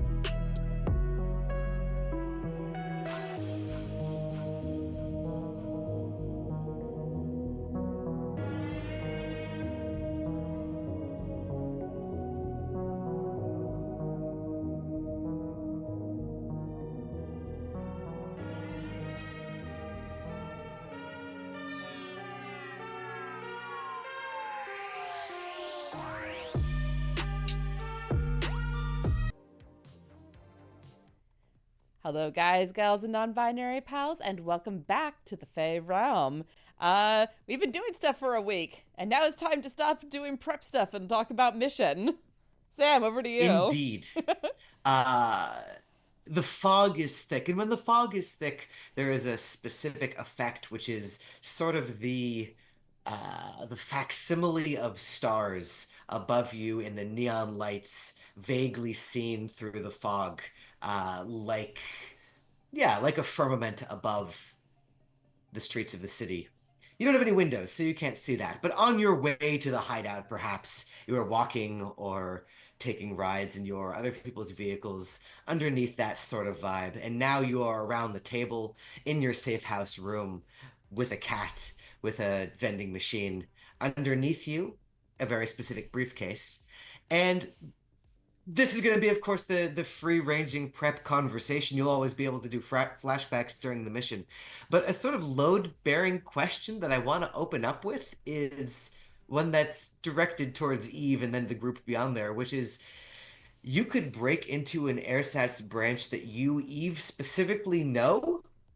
That would give you certain advantages, like you know the layout of the place. It would give you certain disadvantages, like increase the chance of you being recognized. Or you could go to one of the other innumerable branches in the city. It's not going to be laid out too differently from ones you know, but you'd have to do more or different recon to know what it's like inside if you wanted to do that. Mm-hmm. Mm-hmm. Uh, I think that Eve will mention that, um, and say, I'm familiar with specific branches, specific areas, probably not exactly where we need to go for GlitchAngle. And we might want to choose a facility that is not too close to home. I know there's one within viewing distance. Um, and Shining down like a pole star. yes. I I doubt that I will be recognized. I haven't been there in a long time, and I look very different than I did then. Plus, disguising. But there is that risk, and I don't know that it's one that I want to take. If you feel that the risk is too high, then it is likely one that we should avoid. Laura? I want to catch that Vale's raising a hand there. Both of them are. Vale was first. Apologies. No, I just wanted to. Sorry, this might be an out-of-pocket question, but should we? I know you were like rich or something, so you had like private care or whatever. But do we think going to some location closer to wherever the hell your family or something was based is gonna get us better like records? Like, are they gonna have like a secret database or something that I could maybe try to work on getting into to find out more? Because I don't know how I'm helping here. This is really outside of my. I can hand you pills, and that's about the extent of my medical knowledge. So I'm pretty sure I'm gonna be doing side shenanigans. I just wanted to throw that out. I don't know how much bearing that has, since it sounds like you were raised very differently from the rest of us. So just putting that on the table. I will throw that question to God. When I did have medical care outside of the strange shit that I only kind of remember from before the age of 6, was it something where a doctor from the megacorps came to us, or did I go to a facility at any point? You are a high enough degree of wealth that the doctors are making house calls. I figured, but they are still part of the megacorps, and so there would be records. There are presumably records of your medical care, and there is a clinic in every district. So there is necessarily a clinic in where you're from in the hills. Let me bring this back to this map. So you could go there. The thing to keep in mind, let me give this a couple of different axes, right? So there's level 2 surgical theaters, there's level 3 surgical theaters in the parlance of doctory. A level 2 surgical theater, Eve, you know that you'd be able to complete your scans on Glitch in somewhere between 1 and 6 hours. It would be impossible to narrow it down further than that until you saw what specific equipment you were dealing with. Funny how everything happens on the time scale that you could roll on a d6. Ah, If you had access to a level 3 surgical theater, which they certainly would have in the hills, you would be able to complete your work in 1d6 times 10 minutes. So 10 minutes to an hour. Much faster, but you'd imagine there'd be a higher degree of protection to those places as well. I That being mean, said, the hills would also be the branch office where GlitchAngle's data would presumably have been stored. I suppose it is not impossible for me to use my actual name there if needed. And I will. I was raised in the hills. Oh, Oh shit, you are rich. Yes. yeah. Well, my family is. Same difference. Mm. That will give us some degree of expedience, but also a certain level of security that we might find not acceptable. Well, I suppose the question that I must ask, because I don't know a great deal about medical things, would it be, without knowing what the hell is going on, is it better to try and work with the best equipment that there is? Yes, whatever branch we decide to break into is going to have different equipment that will determine what exactly I can look at. If we want guaranteed results, the Hills will have a level 3 surgical theater. If we want to stay a little bit off, not off grid, but you know what I mean. Off the radar, so to speak. Yes. Speaking of radars, I do have another question, but Lore, I think you wanted to ask about something? Yeah, no, maybe? I did, but it's not important, so. Everything you have to say is important, but I would agree with that. Thirded. Oh, You're but outnumbered. Significantly. it's fine. It was more about disguising what you look like, Eve. Ah, Not as important as what we're talking about right now. still Speaking important. of- But yeah. speaking of which, was the lingerie intentional? What? Doctors have special lingerie? Shit. No. Okay. I imagine it would have to be cut somewhat different for some of those scrubs. Anyway. How did you know my size? I'm really good at just measuring people with my eyes. Huh.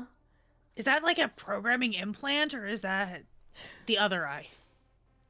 It's my biological eye. Oh, damn.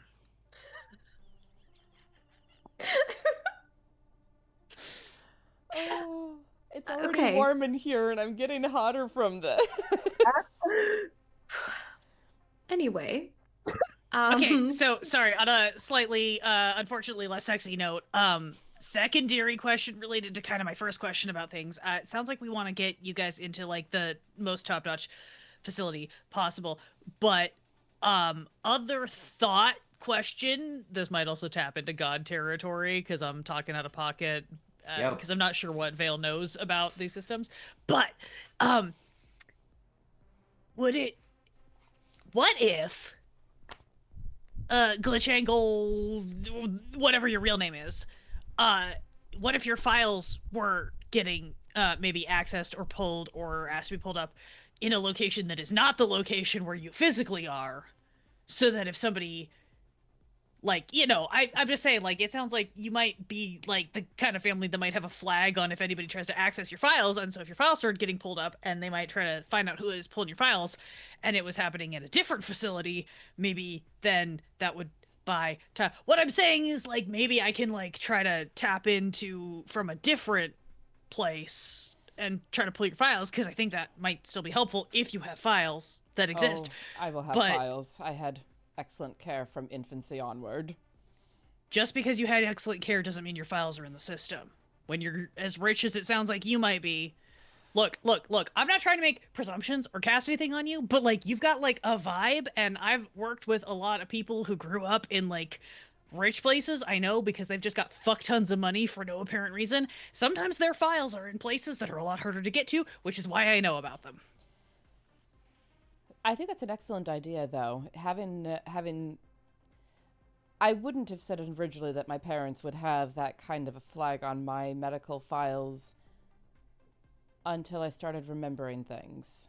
And now I wonder if they might not. So if that's the case, having it pulled from somewhere else is not a bad idea. And that could be anywhere from like a totally different facility hub to just like we make sure we're in fully different parts of the building. You go in under some other name with whatever Dr. Lore and Nurse Eve are doing, and I just go to the opposite end of the building and fuck shit up. That sounds very much like your modus operandi. I am good at literally two things, and it is fucking up your shit digitally and taking drugs. Well, uh, not imbibing drugs, but I do have a side mission. Um, I found out through a patient that a, a recent shipment of prescription medication exploded on its way here, uh, was bombed by presumably the Mazers. Oh, those fuckers. And unfortunately, I have patients who need that medication. Um, Then- and it's about to get much more expensive. That. Laura, go ahead. So, are you suggesting that while we do this imaging, we also steal medication? It's a request. Okay.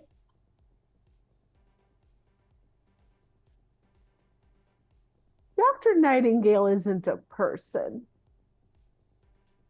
So if that identity shows up in a medicine room and that medicine disappears, You can just jettison the identity. correct. So get me a list. Then I do think that that a clinic in the hills is going to be the best option. The rich stockpile. Eve's eyes go really wide and shiny, like very excited anime eyes. And we'll start writing down a list. You guys are so fucking cool. Eh. So Okay. we have. Oh, sorry, go for it. Oh, I was gonna say, we are, Vale, I think we might need to use your skills to schedule the room if we can. Preferably with Dr. Nightingale's name attached to it, so that when we arrive, we have a reason to be there. And perhaps that might lower suspicion.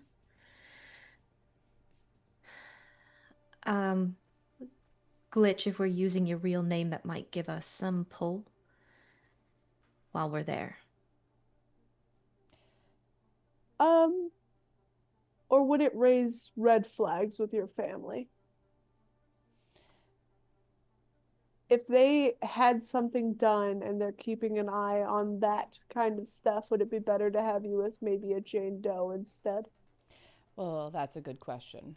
I can either go in under my name with everything all proper under Dr. Nightingale and everything, or I can be an unconscious Jane Doe that you picked up off the street. I still have some of the clothes from when I lived in the walled garden. I can look the part. I have things as well. My identities only work for me, but I can throw stuff on people and it kind of helps them. You just have to act. If you bust in with what looks like some unconscious rich bitch who got attacked on their home turf, they're not going to ask those kinds of questions. True. I'm sure we have enough makeup between the four of us to make me look very bruised. Quick We can question. just make you bruise. The camera spins past Abe, who secretly has more makeup than all four of you put together. He's writing a beautiful after action report from the last job still while bopping out to the sounds of the mamas and the papas. That's right. Abe hasn't left his room. The music is blasting out. It's not that he doesn't want to be part of this mission. He's like, there's no guns that are going to be part of this. It's fine. You guys do your thing. I have a quick mechanical question just because I don't remember. How does Lore's current doctor identity as Dr. Nightingale, does that extend into the digital sphere? I think it extends into every sphere. Let me double check the ability. I assume it does, yeah. that it comes with that. I just want to know, because if... I would assume that Vale would know then that you, like, exist in the system. Because in that case... Yeah, no, if we've got a doctor in the system, like, I can fuck shit up under the name of Dr. Nightingale, who's not going to take any repercussions, and we can try to leave your name out of it unless we absolutely have to. That can be... like a fail, like if shit goes really south, then that's the name you put it in a sealed envelope, and we only drop that if we have to get out of a problem. Well, and to Eve's point, you are correct that at some point, if you want to do this legitimately, if you're not literally breaking into the hospital, a relevant step will be getting yourself on the schedule for the surgery room that you're going to be in at the time that you're going to be in there. That will probably require either like someone getting behind a receptionist's desk and typing it in, or some degree of hacking. That can be done in advance. That can be done on the spot, depending upon how you want to time this all out. But that is a step that will be required. Honestly, if we go ahead and have you do that, get us on the books, make it all look above board, this should be a piece of cake. Now, the piece of cake, the sprinkle on top is what we'll call it, is me walking in as Dr. Nightingale and shoving a whole bunch of medication into my bag. Because I have a feeling all of those doors are pass protected. Well, guess what? I have a fucking pass. But I will be basically burning this identity after this, so I cannot be Dr. Nightingale again. Hopefully we won't need it again. Won't we? How are we going to need to steal more drugs later on in life? Always, but we can face that bridge when we get to it. If we're doing this all above board too, then who's to say that you're not a doctor who does private house calls? You're bringing in a patient from a private house call because you need the facilities, and also you already know that you need prescriptions from this particular facility. We could schedule the drugs to be prepared for you to pick up. Sure, I was going to take as much as my bag could hold. Oh, I mean, we can also do that. I'm just saying, if we tell them that we need a specific loadout because a client needs a specific request, maybe we can get more than what they normally would have on hand. You know, that's actually not a bad idea. If we keep Dr. Nightingale as a unburned persona, we can send Dr. Nightingale in whenever we need drugs. And there may, depending on what you find, Doc, there may be follow-up scans needed.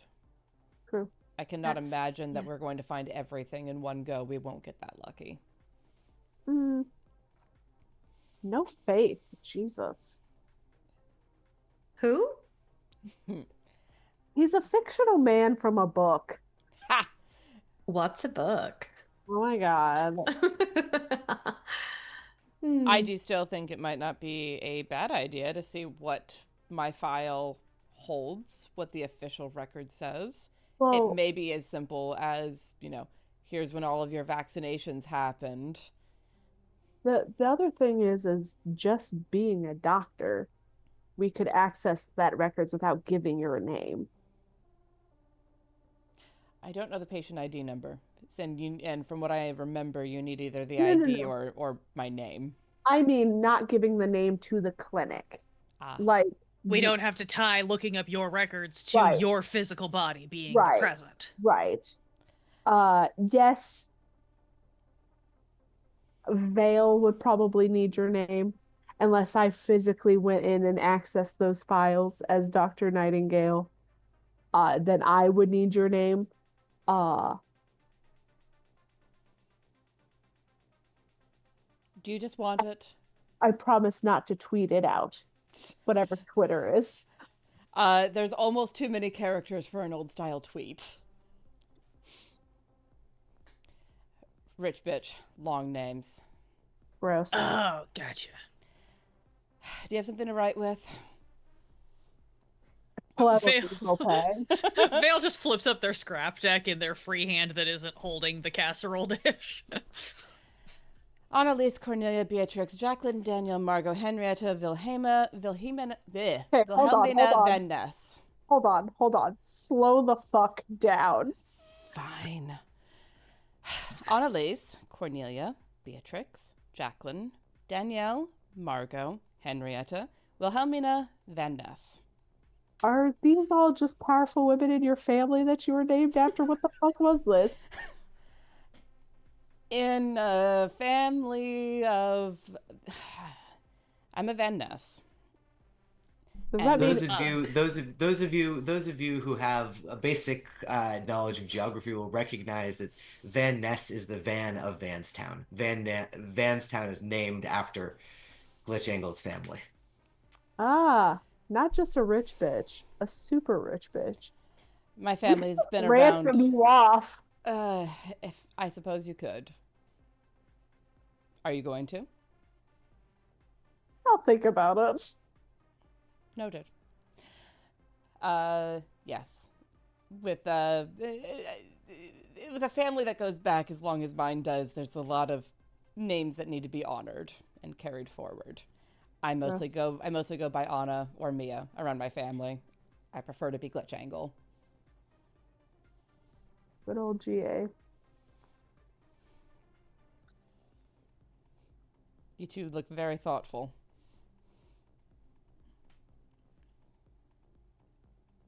I have a question for God. God has an answer. I don't know that I'm actually comfortable being called God. I know that it's become like a convention of this game, but like the Okay. more I hear it, the less. Anyway, go for it. Do I have you a want to be question the for the Deus, GM. the Deus Ex Can- Machina? I was to say, can we call you Google instead? Oh no, I prefer to be God. All I things have a considered, question for the GM. I can be that. Um, Yes. Do I recognize that name apart from its association with Vanstown? Cal and the Hills are very close together.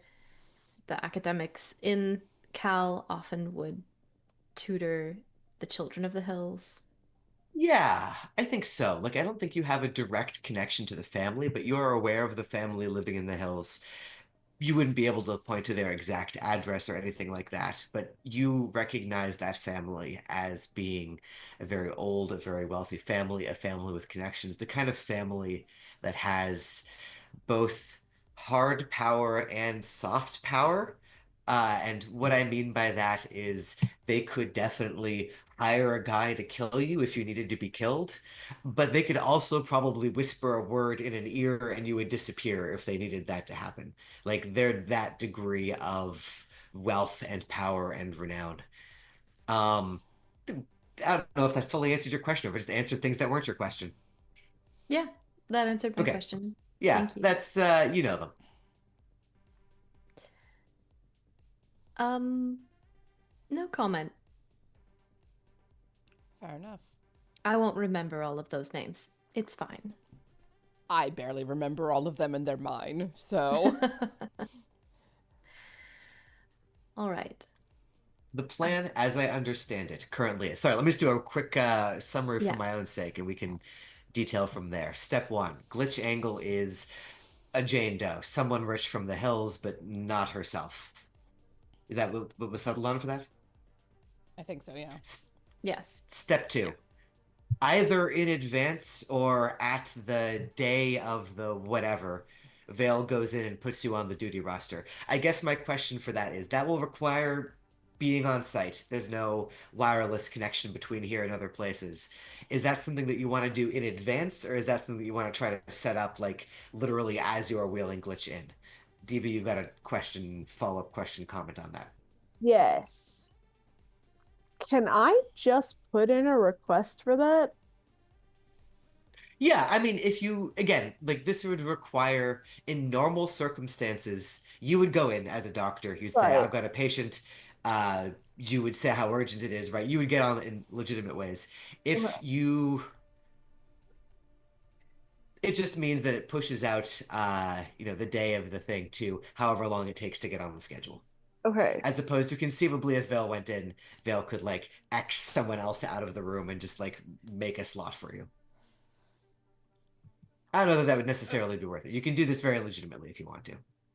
I'm gonna do this in my out of character voice. Are we Hmm. playing this as an emergency? This is just for the group. Are we playing this as the emergency of like some some poor girl got jumped. We don't know who she is, but she needs immediate medical scans because she's unconscious and something terrible happened.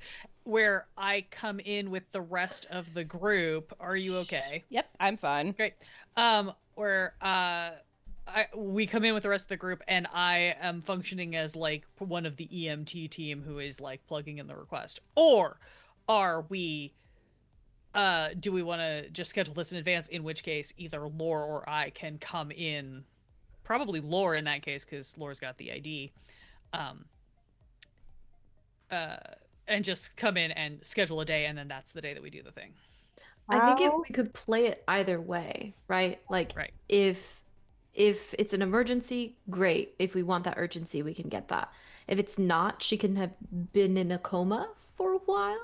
DB, you have something. Yeah. I think it really comes down to you, Eve. How much do you care about other people who could get pushed off this list? Hmm. Uh, well, I think um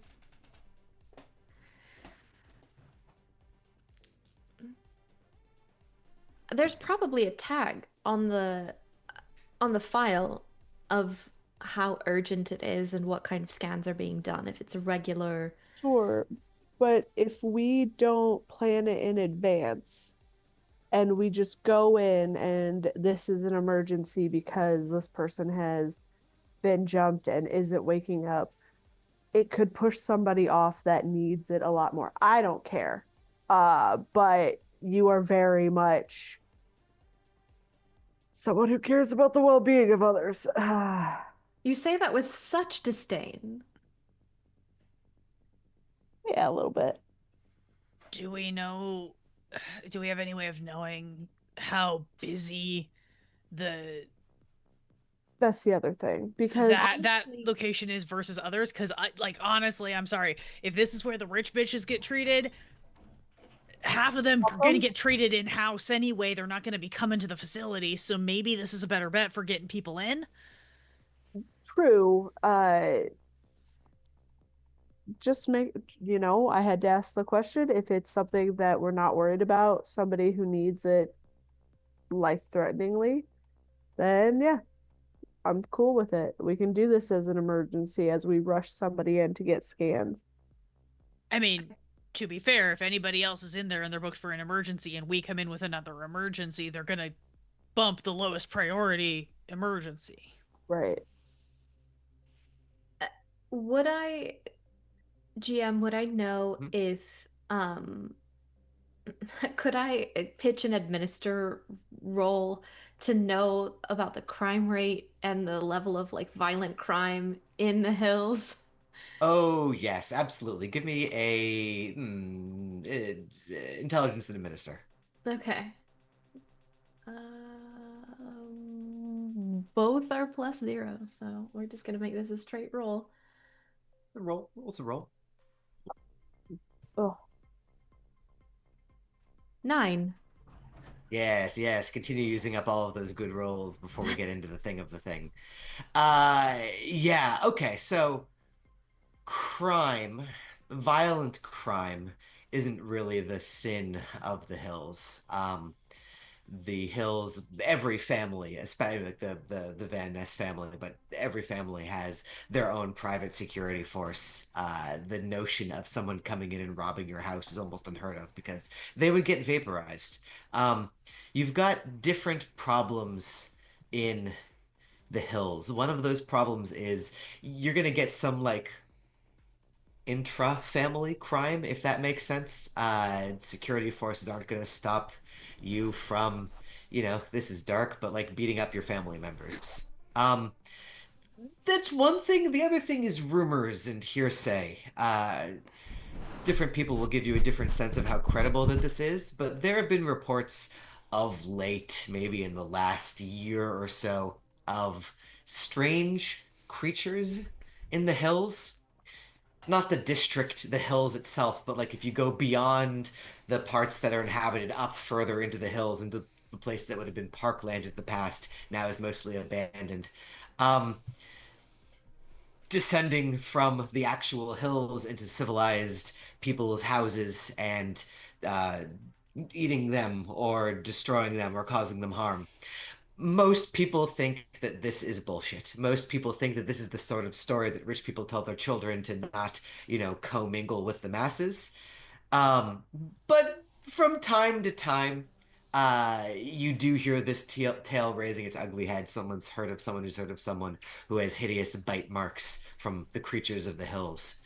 You rolled a 9. You know that part of Hills culture, which is very strange, rich people culture is hard to pin down.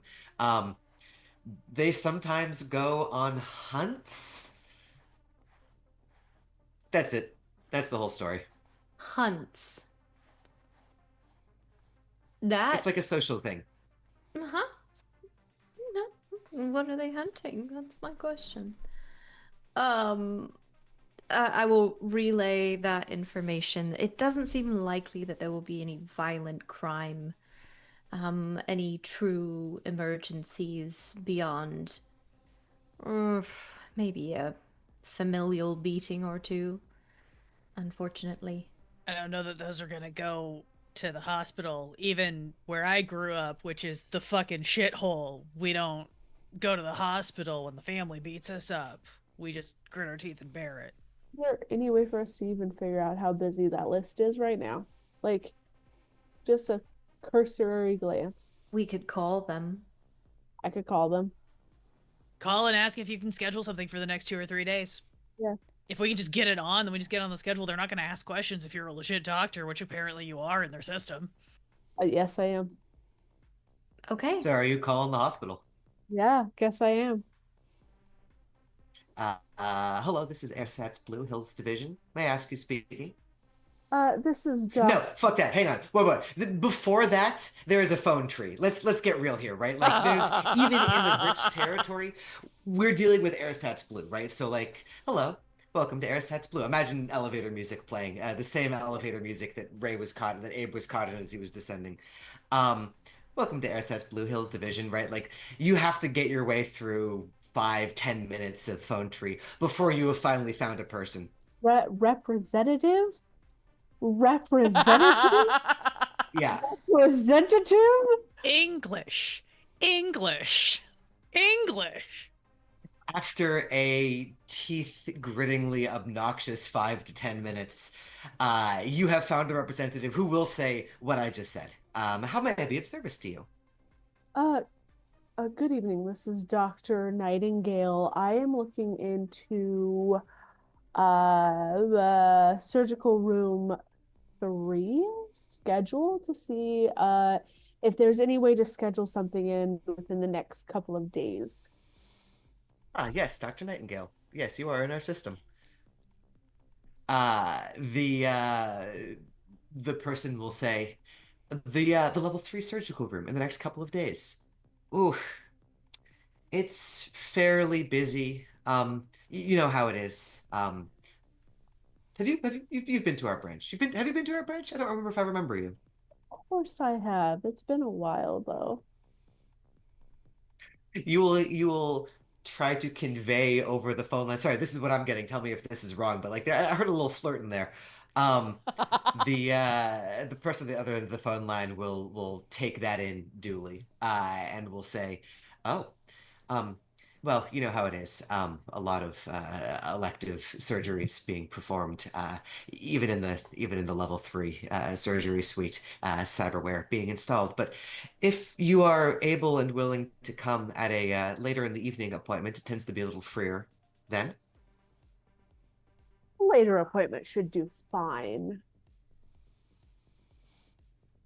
How do you feel about 11 p.m. on, sorry, let me look at my calendar page. A whole week has passed since here. Let's say it's Friday. How do you feel about 11 p.m. on Monday? 11 p.m. on Monday is great.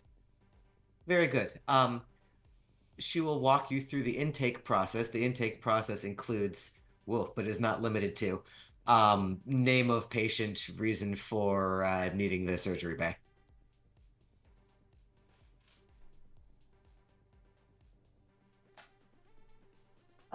Name of patient. Uh, I'm sorry. I Eve is literally mouthing Jane Doe. yeah, Sorry. no. This is more It's me. okay. You can have thought of this in advance. This isn't No, happening over the phone right now. It's all good. but also I'm sorry. I literally just thought of this. Would there be a default like Jane Doe or equivalent patient name that just gets used in the hills for people who don't want it known that they're getting elective surgery that we could use? Oh yeah. Is Oh there just yeah. like Sally Summers is Yeah. just the code for somebody's getting fillers and doesn't want anyone to know? Yeah. I think it's got to be like Rabbit. try to think of the most what's the most like Gen A like name that kids these days are getting. Like what would that name be? I It's get me. I'm the one who would know the answer to well, that. no, I mean, Gen no, but I Z, mean, so given our entire milieu, I feel like it's just like X and a string of numbers. Yeah. Yeah. It's yeah, Gwen X. Just Gwen X is the Okay. Jane Doe. Oh, that's Uh, hilarious. Gwen X. We're doing full body imaging. Yes, that will be extremely normal. She won't bat an eye at that as she takes that information down. Gwen X for full body imaging, uh, room 3 at 11 p.m. on next Monday. Is there anything else we can help you with, Dr. Nightingale? No, that should do it. Thank you. Thank you. And she will hang up. Great. yay! Your disguise is held up at the first hurdle. Everything totally legitimate. Is Lore even sweating, or is that just totally normal so far? Totally normal. No sweat. Yeah. No sweat. You've had brain matter sprayed on you, or I guess blood. It was Glitch who had matter sprayed on them. This is fine. This is a normal Friday night. Correct. So this means that it's not an emergency. You're just going in normally. And yeah, is there any other prep that you want to do before we just flash forward a couple of days? I have a thought. If we do want to keep anybody from asking Glitch any questions, I could put you in a very brief medically induced coma if you would like. It's really fun. I highly recommend it. We could. It's fun. I mean, they're not gonna Best ask, sleep I've ever gotten. they're not gonna ask questions because we gave the whole. This person doesn't want to, like, people to know what they're doing. Code name, right? Like, I wouldn't assume that we could make you look like a different person. That's easy enough. I have a ton of wigs. Uh, Yes, Yeah. I've seen the rows of heads. well, if you would stop, never mind. I'm a professional Uh, snoop. What do you guys do here when I'm sleeping in the RV? Don't answer that. I don't need to know. Make tea. Read medical journals. So you're gonna be just fully awake. Are we walking you in? Are we rolling you in? What's the vibe? I can pretend to be out of it. That is. Wait. If we're just using the like, she's getting work done sort of code, just wrap you up in a bunch of fucking bandages like something went wrong with your fucking filler injections. Nobody can tell who you are. You just walk straight in, and then I can get into the computer from wherever and change whatever we need to. You can fucking code on the table. I don't give a shit. Not like literally. I don't like. I do actually give a shit about you, but like in the like infrastructure of what is happening to anyone looking from the outside. No, I knew what you meant. The one thing that we might need from you, Vale, is corruption of files once we've learned what's going on. Just so that there isn't actually a record of these scans that we've done. Oh, there could be a super wild glitch in the system that just causes a blip where like a bunch of cameras and files and things for like 15 minutes are just fucked up. Not so worried about like cameras for us glitching because we're doing a lot of things like weirdly above board, except for the fact that I'm not actually a doctor. You are in the system, and that's all that counts. Sure. But like, I think that we wouldn't want them to know what we find on the imaging, so that kind of glitch could come up. Yeah, I can make that happen, especially if I can get in there with you. If I can get in there and plug in, I can absolutely filter what shows up. I could get you an outfit. Or alternatively, how small can you curl up?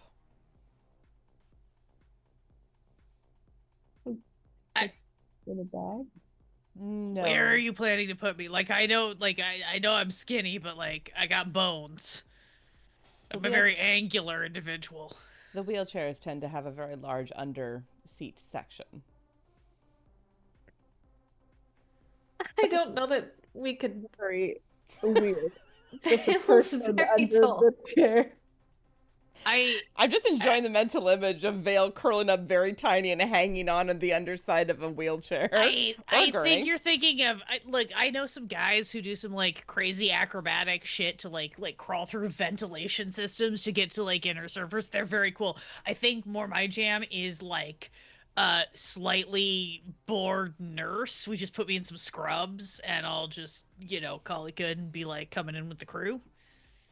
Yeah. Y'all got, it sounds like you got a lot of lingerie, but you also got some scrubs, right? I can get you scrubs. Would you like the lingerie or would you not like the lingerie? Well, I mean, if it fits Eve, I don't know that it's gonna fit me. Is that like a requirement? I'm not used to what doctor uniforms are like. That feels like a very specific subset of doctors that is not what we're doing, but like, whatever, man. I'm good for whatever. I could get whatever size we need for lingerie, if that's what you would prefer. I'm very good at sizing people up. It's not required, but it is fun. Hoodie. I think perhaps this planning has drifted somewhat off topic. The moral of the story is, I believe that we are getting Vale into nurse scrub. So there's one doctor, two nurses, one patient. Is that the notion that we got going on here? Yes. Yes, that is what we were planning. Yeah. Yes. Okay, right on. And also, I don't have to examine the tests there. We can make a copy of the data. I can look at them elsewhere. Yes. I don't plan on us looking at it there. That was not the plan. I was thinking we glitch out the files that are in the system because they will keep a record of those, and then I let you run the scans because I'm sure nurses do that anyway because doctors are kind of useless at times.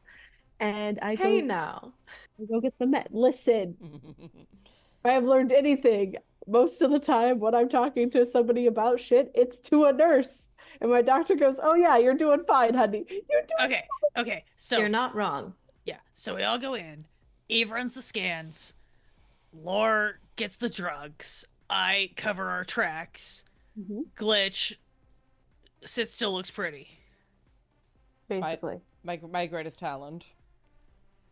You've got a lot of talents. This is just the like really key one that we need, and you are in fact good at it, along with a lot of other things that you're definitely very good at. Sidebar. Oh, thanks. Eve. Are we bringing the briefcase? I would recommend. I would like to, because I think that there may be something interesting in the scans of the difference between body when not touching, body when touching. Because And- I feel physically very different when I do touch. Can we put that briefcase into a medical bag? Yes. Okay. It will fit Probably. into a medical bag, yes. Okay. Then that's an easy way to sneak it in. Good. All right. All right. Sounds like there's a plan. As always, we can flash back if there's anything we need to put into the plan later on, but we are going to ratchet the clock forward 2 days and several hours until it is maybe just shy of 11 o'clock at night. As you make your way to the hills, this is a relevant question. You're coming from not in the hills. Are we coming together? Are we coming? I mean, we almost have to for the cover. How are we getting there? I think we're renting a car. Yeah, I think that this is one of the times when, because Glitch doesn't, weirdly for where she comes from, Glitch doesn't spend a lot of money, so she has quite a few Z's to rent a car if she needs to, and the others are doing this as a favor for her, so she'll rent a car to get us up there and tell them to go and hang, because I imagine that she knows the area well enough to say, go hang out in that parking lot of that Whole Foods or whatever the equivalent thereof is for like 2 hours. Brass Kelth. Raskelf. Probably. For an hour, we'll call you when we're ready. You have access through your family to the higher end drive-on subscriptions. That's what renting a car and having a driver looks like. Or having a car that will just follow the programming, like you just tell the car to sit over there. That is still going to cost, assuming that you are spending your money and not like tapping into your family's funds, which would raise some flags. That's going to cost you like 200 Z's. I'll do it. Okay. You spend the money, you get the car, you drive up into the hills. This is a place where, unless you are Glitch, you have probably not spent a lot of time before. And the first thing that becomes apparent is the degree of silence to this place. There are not cars honking in the streets. There are not people moving around. The industrial sounds, the electronic sounds that are true everywhere else in Silcent and Sil East that you've been are sparse here. The buildings don't tend to be higher than 3 stories, and those are like single houses that rise up like teeth out of the countryside. It is very different than places that you've been. You are not going deep into the hills. The clinic that you're going to is on the cusp, but you can see the houses marching back and back and back, row after row after row, as your car deposits you in a surgery wing. I have revealed the areas that you are likely to be able to find out very quick as you walk into the front part of the building. There's no real obvious, like, there's probably a staff entrance somewhere, but you haven't really had time to find out where that is. If you want to try to find out where that is, you can. Otherwise, I have given you the sort of public entrance way in that would normally be. And here are some people to play around with. Oh my god, you made tokens of the art. I did do that. Oh, They're so no. cute. They're adorable. Look at the babies. Oh my god. Now I gotta step up my overlay game. Since we're coming in legitimately with a like scheduled time, we might want to keep an eye out for the staff entrance in case we need to make a quick escape, but I think we can all just come in with the authority of people in uniforms who know where they're going. Nice. You waltz in. I would love everyone to give me a wisdom notice check just for the road here as things happen. While I do that, I'm going to suggest that there's someone sitting behind the counter who's a person in reception. There's a couple people in waiting room. Nothing particularly slimy or bizarre about that.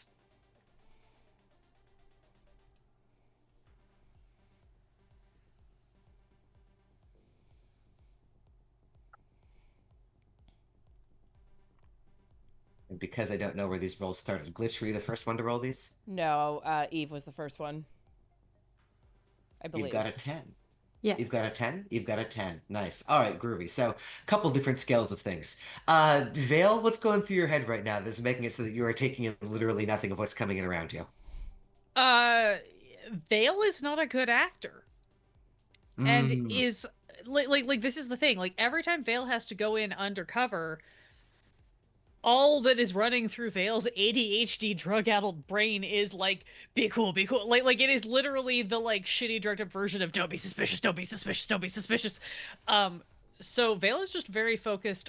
The only thing Vale is actually like cognizant of is like camera, camera, computer, computer, port. Like that's the only thing that Vale can clock. Anything yeah. else, there could be like Cthulhu himself could be descending from the ceiling. Vale would not notice unless he had a USB port. Right on. So, with that specification, the rest of you will see this too. Some obvious things are there is a camera in the corner of this room. By and large, you will see cameras in other places. So, I'm going to reveal a few more cameras as well. As you turn the corner, you'll notice a camera in the nursing station. And we'll say that those are the visible cameras. There'll be one over here too. Near the back, there's a third camera.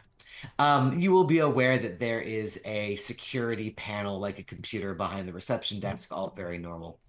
Um, boom, bada boom, boom, boom.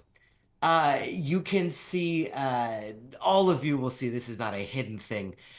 There is also a corp sec, a security guard, just sort of hanging out by this door. Just the one. He is wearing a lightly armored suit. Um, but that's a little aggressive. It's a level up from the just armored clothing that you've seen people with in the past. Those of you who got into the 10 range, so Eve, as you look him up and down, and lore too, you're noticing like he's not heavily armed, this security guard. He's got an advanced club, one of those like shock clubs. Eve, you notice that there might be some extra tech on that shock club. And he's armed with a taser pistol. This all seems very non-lethal, just like if something gets out of hand, there's a security guard there to keep an eye on things. Um, do we see anything else? Uh, Eve, you've been in hospitals before. You know what sorts of things to expect. So I'm going to say that there's one odd thing behind the reception desk that you wouldn't normally expect, which is there is on the wall a case that would normally hold like, I don't know, maybe like sterilized things, whatever. It has gas masks in it, like full-on gas masks in this case behind the reception desk. It's not super overt, but you clock that as you're walking in. Huh. What's the play? I guess I'm gonna turn that to Laura, since you are the one who is nominally leading this merry troop. Sure. I think what I'm gonna do is check in because you usually have to check a patient in Hmm. before you can do the things. Um, and so I'll get our patient checked in and probably get a wheelchair for her as well. Before we start. Is there like a directory here? You glance over. How obviously are you glancing at the directory to find out what room you're supposed to be in? I'm trying not to be too obvious, but like just like it's been a while since I've been here kind of thing, so I'm kind of looking at it, you know? Yeah. Want to give me a perform roll to stay cool? I'm gonna give you advantage on this 3d6 KH2 because you've got the cover in place. Uh 3d6 KH2. Sorry, I'm doing this on a tablet, so It's all good. It adds to the suspense. Okay. And you said a If performance? if you put charisma in and then subtract out one for not having the performance skill, what have you come to? Charisma and subtract out one, I would get an 8. An 8. That is a basic success. So, here's what we're gonna do. You glance at it for just long enough to get a pretty good idea of the layout of this place. Not so long that you have raised suspicion on yourself. I'm gonna reveal the whole map for you. Hell yeah. Bless. Oh God. Um, Sweet. operating room star is the one that you want to go to. It's the level 3 surgical suite. It's the one that you have reserved in about 4 minutes now. Okay. Great. Um, as you're checking the patient in, right? So like you're having that conversation. I want to spin it around like presumably your two nurses are just sticking by you. I would go find a wheelchair. Okay, you're going off to find a wheelchair. Very good. I'm Um, keeping Vale close to me. I no. If Eve goes off to find a wheelchair, Vale will stay near the patient, as though this is the plan.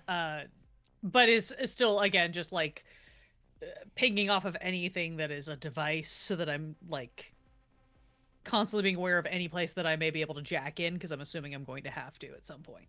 yeah, I mean, I'll add also to that like almost all exterior doors to places are locked, so you wouldn't be surprised if this counted as one too. You were able to waltz right in. It wasn't locked now. It's a hospital. It's a 24-hour hospital. You're fine. But conceivably it could be locked, so that would be another potential option. Indeed. So Eve, you're going around the corner to get I would imagine somewhere like in stretcher stores, there'll be some wheelchairs over there as well. As Yes. that's happening, you are checking in Dr. Nightingale. Everything seems to be going fine. You glance over the registry, like there are people, like all the other operating rooms are full. There are things going on everywhere this night, but nothing has gone wrong with yours. You're going to be able to get there just fine. Perfect. I presume what's happening. Glitch, you're like wrapped up like the Yeah. mummy status. Not quite Cool. full mummy status, but enough to like change the contours of my face and suggest I'm dealing with things. Yeah, I'm dealing with things that have gone wrong. So as Alondra has indicated, bridge of the nose, like around the corners of the jaw, enough that a facial scan would have a hard time getting anything off my face right away unless you're digging deeper. Everyone's very scrupulously not looking at you. You're just another rich kid who's getting some work done, and we will forget about that person the next morning. Yeah, and GlitchAngle is very deliberately wearing clothes from before she left home. She kept a couple sets with her, and she's wearing that to really fly under the radar. As very good. As you turn the corner, Eve, and start getting a wheelchair ready, you will see a doctor kind of coming down the way towards you. It is not someone you recognize. He's tall, male, older. You rolled a 10. You can see that he has status amongst the clothes that he is wearing. He is probably um, a surgeon or maybe actually the head of surgery as you're looking at him like he's up at the top. He'll look at you, glance you up and down and say, you in with Nightingale? Yes, doctor. Great. Nightingale's just an easy scan, right? Yes, doctor. All right. We've got a real emergency in operating room 2. Come with us. You're with me. Uh, uh, uh, uh, I'll follow him. Brad. He was not lying. As he walks you across the way, you make your way into operating room 2. You can see that the person on the table, like, has a young man, has like shards of glass embedded in him, like he was shoved through a window or something. Like it's rough in there. Um, all of the doctors who are working in this place have skill plug jacks in the back of their head. You would know, Eve, that almost no one has any actual medical knowledge. They just use the knowledge that comes off the shelf. So they're doing their best in there. Before Um, I enter the yeah, room, I would yeah, say, Doctor, I need to decontaminate. yes, absolutely. He will gesture you. So you can see the route, right? Like it kind of goes around this way. There's a clean core in the back, and you come in the operating room from the backside. And I will go that direction and then Uh-huh. I guess pager Dr. Nightingale and in as little words as possible let her know what's happening. Now that things are intense, I'm going to start drawing some more security guards and things around. Yeah, Dr. Nightingale, you have received a page. Eve, can you where are you doing that pagering? There's almost no places where there aren't people around. I have not yet made that clear on the map, but there are almost no places where there aren't people or cameras around. Where are you doing that pagering? It looks like there's a little corner between the wall t into clear core or clean core and the decontam. So Uh-huh. I'm gonna put my little guy there. So I'm gonna turn into the corner really quick, shoot off that message, and then go decontaminate. Rad. I would love for you to make me a extremely nominal roll about that. Could be Mm-hmm. stealth, could be performance, you know, whatever you want to make it for slyly sending off that text. Sure. Uh, Oh, yeah, I what do guess I I should now that have? you're in there. There's a camera in that room too, that's why. Oh, wait, hold on, I need to go back. Where's the camera? It's at the very end of the hall. So you're as far away from it as you can physically get, but it's there. Okay. I think I'm just rolling straight because no, wait. Did you say sneak? I'll allow sneak. Sneak and charisma? Charisma sneak? Mm, mm-hmm. Okay, if I have a dash, that means I have a -1? That is correct. Okay.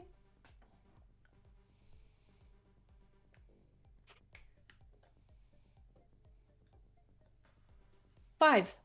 You know, you can't see a security camera furrow its brow, and you're looking the wrong way to see how that security guard back there is reacting. But you know, you've come in the door, very furtively done something, and then pop into decontam. And I will note that only as like the suspicion clock rising slightly. So let me construct a suspicion clock for in here. As yeah, doctor, you received that text message. I don't know. I've worked at a hospital. There's lots of nurses who sneak their phones into places. I Yeah, it's fair. I'll say the out loud the publicly the thing that I sent privately as a message. You were scheduled with another team, so letting them know you got pulled to a bigger emergency should be fine. Should. Should be. You know, I'm just doing this to recognize the degree of panic that Eve is going through makes what would have normally been totally acceptable seem a little bit more Oh, I'm not furtive in saying this it's moment. good. Yeah. I'm just Yeah, saying yeah, yeah. like Yeah. So I've made a clock. Meanwhile, you've received that text message. If this was a sanity roll game, we'd maybe do one of those here, but it's not. So everything's fine. You ready to do a surgery, doctor? Yes, obviously, I am a professional. I would not say any of that out loud because I did not sound confident. Uh, yeah. So we'll grab a wheelchair, get the patient in it, and we'll go straight to imaging. Um, Sam, I did a lot of reading. Yeah, So much reading. yeah. Could I have read about doing these images? Right. So conceivably, you can pull it off. There's a lot of variables here. I kind of want to turn the camera on Glitch and be like, Glitch, you know that air quotes Dr. Nightingale, as much as a doctor that she might look like, is not actually a doctor. Yeah. How comfortable are you with her performing this procedure on you? This imaging is I should describe this operating room that you've gotten into, uh, assuming that you're filing into the operating room. Theoretically, you'd also go through decontam at some point. Yes. Theoretically. Um, the operating room is like a table with like arms reaching down from the ceiling, sensors, scanners, tubes that you can put someone in. It is the highest tech that a thing can be. That will either help you with this or be utterly inscrutable. It's not entirely clear which is true yet. You could conceivably do these scans though. How comfortable am I feeling? I'll throw a question back at you. Walking Hmm. or rolling into this room, does it trigger any memories for me? Being surrounded by all of this, aside from the cyberware, which I would remember having put in, does this trigger anything that I have forgotten? I'm gonna say this. That's a great question. I'm gonna say no, but um, insofar as you got medical care, a lot of it happened at home. You don't remember really being to a hospital other than when you got the cyberware in. Like you were always a healthy child, healthy into your young adult years.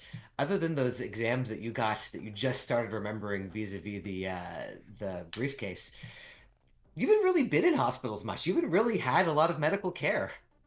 Okay. So I think that she's like the anxiety factor has ratcheted up to about 11. Like she was already at a low Uh-huh. level 8 because everything. This is turned up to 8. So like handshaking, breathing hard as we're rolling into the operating room. And to be clear, the group that is Vale and Lore and GlitchAngle, are you going into the operating room or are you taking pit stops other places? No, we'll go through contamination and then go into the operating room. Okay. Unless Eve, unless you dilly-dally, you're probably out by the time you're in. Are you dilly-dallying? I am dilly-dallying. Okay, right on. Um, I don't know if that's enough to raise the suspicion level yet, unless you dilly quite a significant dally. You have all gotten together into the decontamination room. You can see that there are some number of drugs in this room as well, just kind of tucked into the corner. There is a nurse in that room who is quietly sterilizing things, so you're not totally unobserved in there.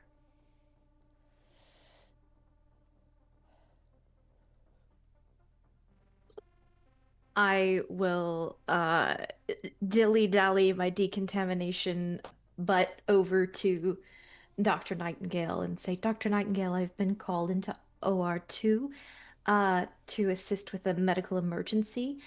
Um, and I'll glance at the nurse. Does the nurse look like she's super busy and doing something important? Ooh. I mean, she's doing a thing. It does not look like she's particularly invested in that thing. It does not look like that thing is particularly high priority. She's cleaning stuff. Okay. And that like I will do the whole acting thing of noticing that nurse and going, "Oh, Mhm. pardon me. I'm scheduled with Dr. Nightingale. Would you be available to head to OR2 to help with the emergency? It looks pretty bad in there. But I this patient has very specifically requested me. I'm her personal nurse. Please, My job, sterilizing. please, I can't, not without. And Glitch doesn't have to turn up the fear in her voice very much, but she will because performing's her bag. The nurse has dead-eyed expression as only an 11 p.m. nurse can have. She will look you in the eyes and say, "My job is sterilizing. I'm sterilizing."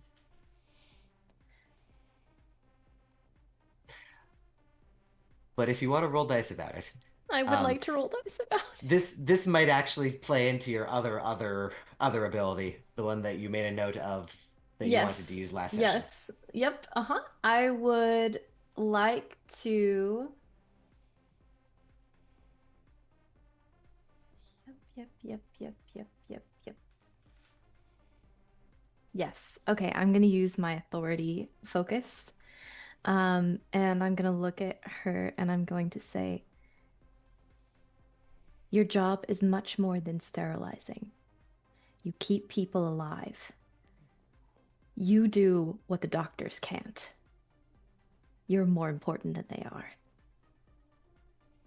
Please. That's rad. That's super rad. Sorry if there are any doctors watching, and also thumbs up if there are any nurses watching. Hey! Look, I've done enough medical work in my life. It's accurate. Okay, so Uh, yeah, it looks like I roll a Cha lead skill check at a difficulty of the NPC's morale score. that is correct. Okay, so Cha. I don't know if this has come up that much in this game. Is there a way to like help? Like, is there equivalent of like a help action There that is. It would any of us could do? interact, I think, kind of weirdly with the fact that this is a specific ability use. Sure. Okay, But that's fine. I wasn't sure if this was a place where that would be relevant or not, but yeah. But general helping rules, you also try to make the skill check. If you succeed, you get +1. So you got to have. got it. It doesn't have to be the same skill. It can be a tangentially related skill. But you gotta have something that connects. Okay, thank you. Yeah. Groovy, you are rolling. Tell me what you have rolled. I rolled a 9. You rolled a 9. Her morale is 6. So you're good to go. That's not a diss on nurses. As we have already said, we love nurses. As you give your spiel, she'll look up at you and just a glimmer of life will enter her eyes. Yeah, my job is more than sterilizing. And she'll kind of like shove the various things that are supposed to be sterilized aside, and march out of the room to operating room 2. Hell yeah. As soon as she leaves the room, well, problem solved. Oh, thank goodness. Oh boy, okay, let's go. Let's go. Okay. You make your way into the aforementioned operating room 4, the fancy one, the one that has all of the machinery. Couple of things allowing that same notice check to keep going. Sorry, I moved you because I'm about to reveal some things in this room. Just please. things that Vale would make note of include, but are not limited to, a camera in the room. That's pretty standard. It's probably going out to that observation room in the center. And there is a computer core in this room as well. Um, Probably, wherever the scans, whatever the scans information is coming in, it's going in through that computer terminal. I think Uh, during yeah. Baller. contamination, we probably definitely gloves, masks, full. So like my plan is to tell Lore what to do without actually having my mouth being visible. Nice. That's Strong. so good. I should mention one other thing that I don't want to alarm you, but in the decontamination room, there was another rack of those gas masks. I don't like that. How many were in that room? I mean, several. More than there are of you. Okay, good. Thank you. Anticipating where that question might be leading to. Groovy, you have arrived in the operating room. Glitch, I assume you're getting on a table. I will follow Eve's instructions. All right, everyone. Here's how it's going to go. Assume we're being observed. Lore, I'll give you the instructions and we'll just make it look like you're the smartest doctor in the world. Glitch. Table, please. Yep. And I will climb up onto the table. And so a medical procedure begins. Sorry, Eve, keep it going if you got more. No, I just kind of want to observe Glitch's demeanor because I didn't see that shift. She is about 1 bad minute away from panicking. Okay. There's also, I will remind, the briefcase, which I assume is somewhere across the room, still tucked away underneath the wheelchair. I think it's either under the wheelchair or it's in whatever Vale's medical bag was. Oh, Yeah. right, in the medical bag. Very good. I will, because I'm the nurse in the room, go up to Glitch and hold out my hand. I will reach up and take her hand, holding a little tighter than intended. Deep Sorry. breath. Yep. Whatever we find, you're still you. Whoever the fuck that is. Isn't it exciting to know who we're becoming? Maybe. Here we go. And Eve will tell Lore what to do. Damn. All right. Here's what needs to happen. The first thing that needs to happen is Eve, you're gonna give me a intelligence heal check.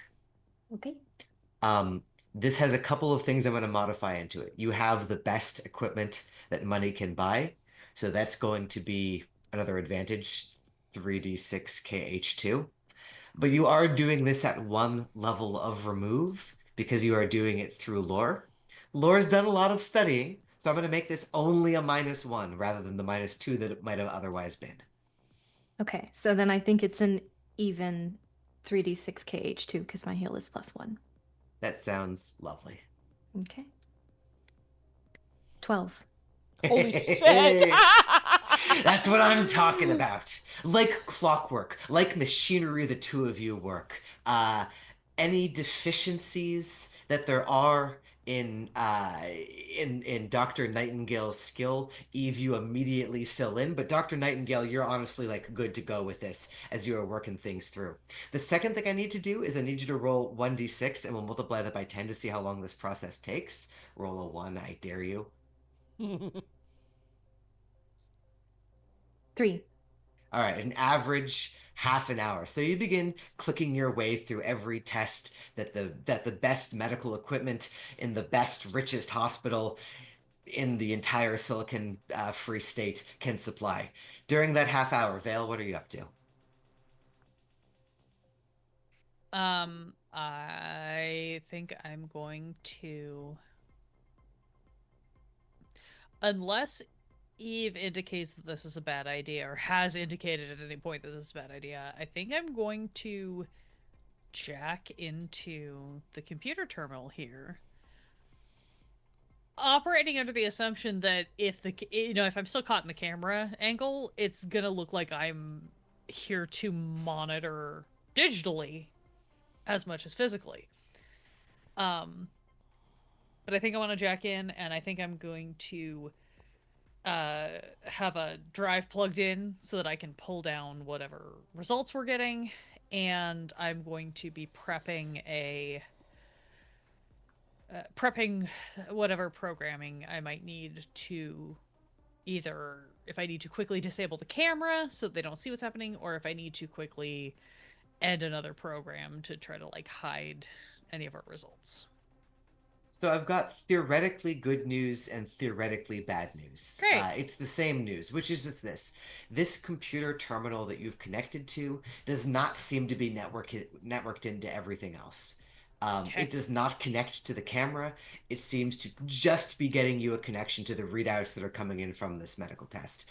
That Okay. being said, I do also want you to give me an intelligence program skill. Okay.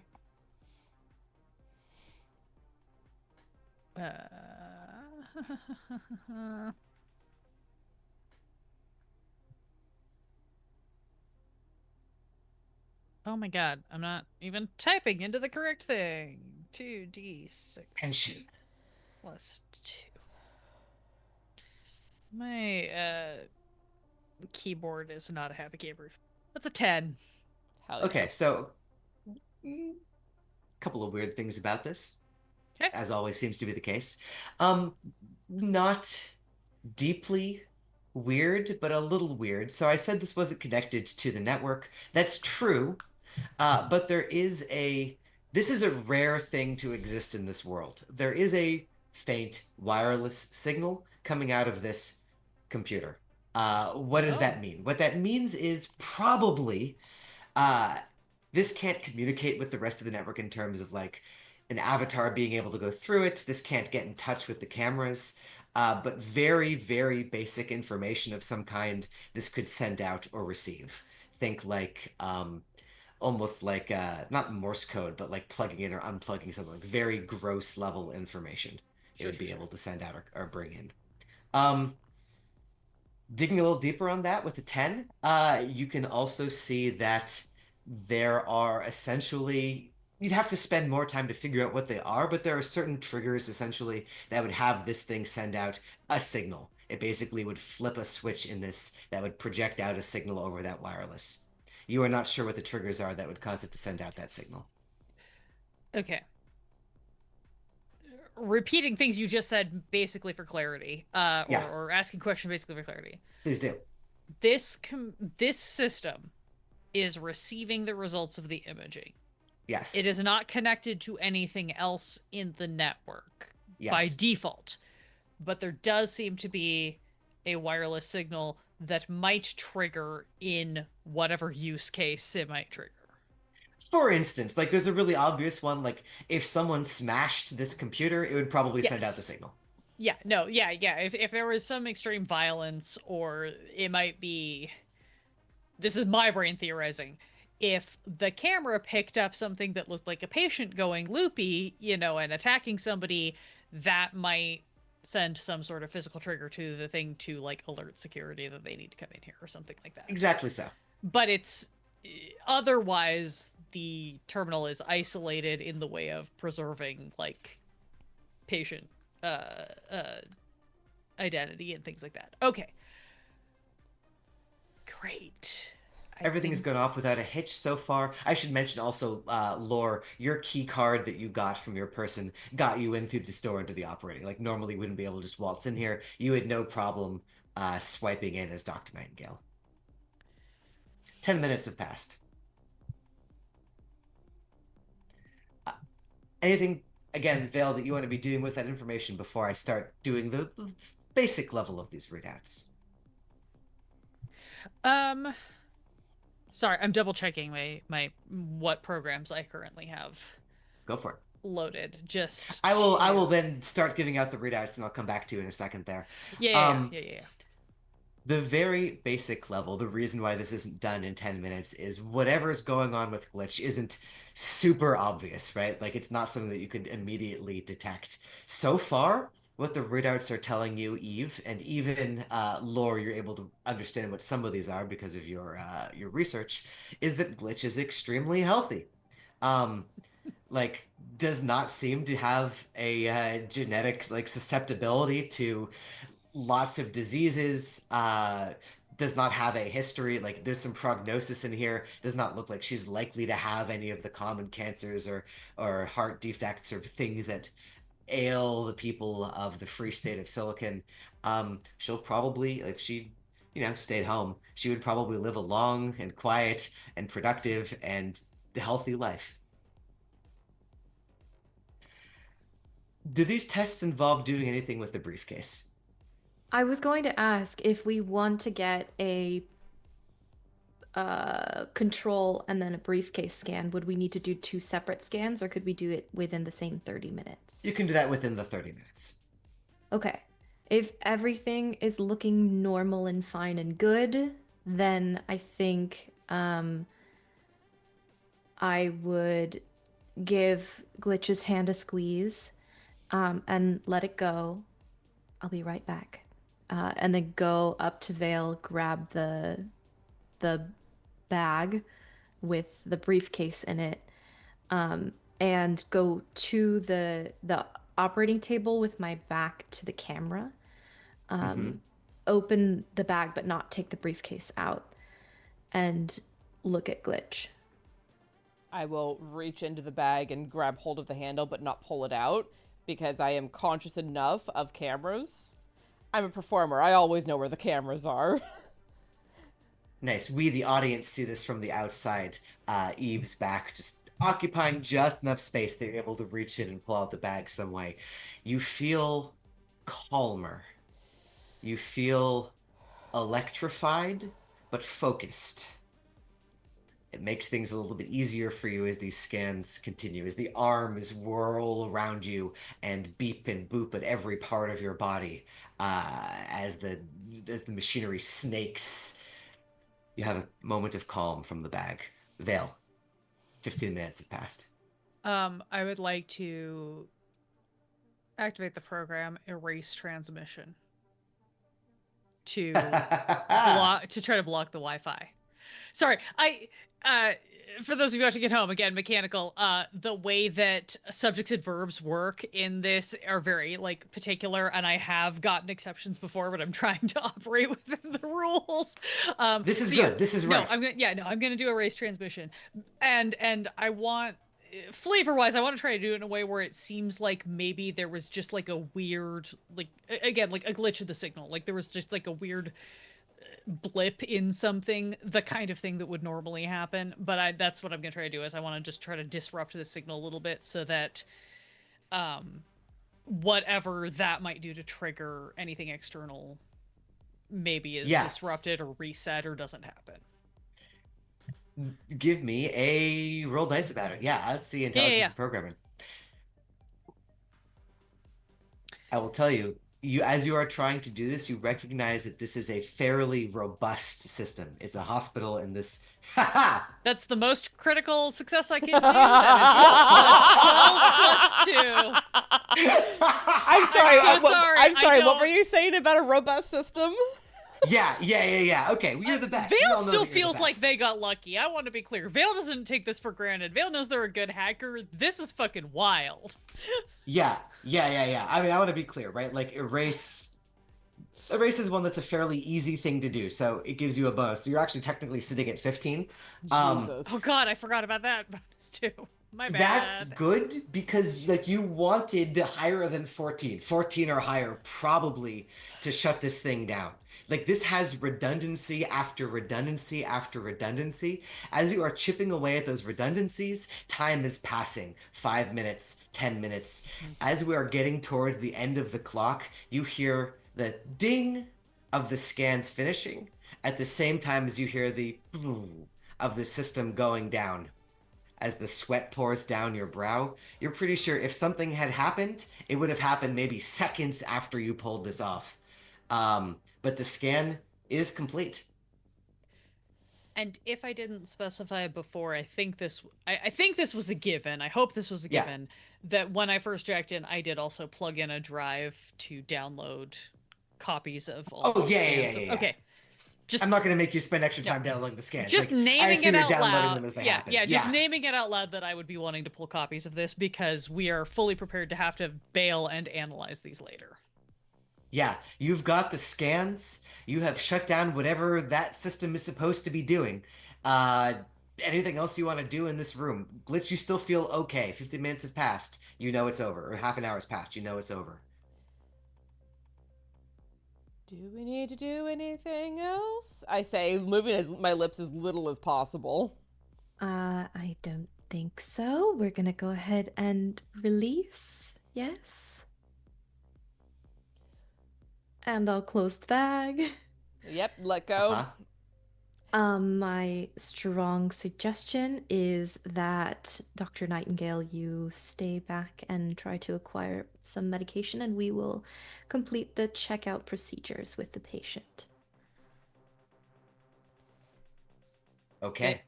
Vale is gonna jack out at this point, having gotten those little pings, and will kind of turn and be like, I wasn't able to get any patient data, so if that's something that we want right now, I'm gonna need to find a different terminal, or we can deal with that at another time. Another time. It should be fine. Great, let's GTFO! All right, as you pull out from the system, Vale, you recognize that this will turn back on in a matter of minutes. So yeah, GTFO, whatever this system is, if you want to be out before it's back, you start skedaddling. Those of you who are the glitch Dr. Nightingale, the glitch Vale and Eve angle are able to make your way out fairly straightforwardly. But there's one more side mission that Dr. Nightingale was on. Where are you doing this? I'm gonna go to medical storage. That is a sensible place to go to try to find drugs. Yeah. You go into medical storage. You find anything you could want. Among the named drugs in the game, Control, Delete, Lurch, Olympus, Panacea, Pillow, Trauma Patches, but also just prescription drugs that you would expect. The sorts of things that Eve needs, the sorts of things that patients need everywhere. Yeah, I will start gathering what Eve wrote down, and only what Eve wrote down. I'm not getting any of the other drugs that are in the room. Okay.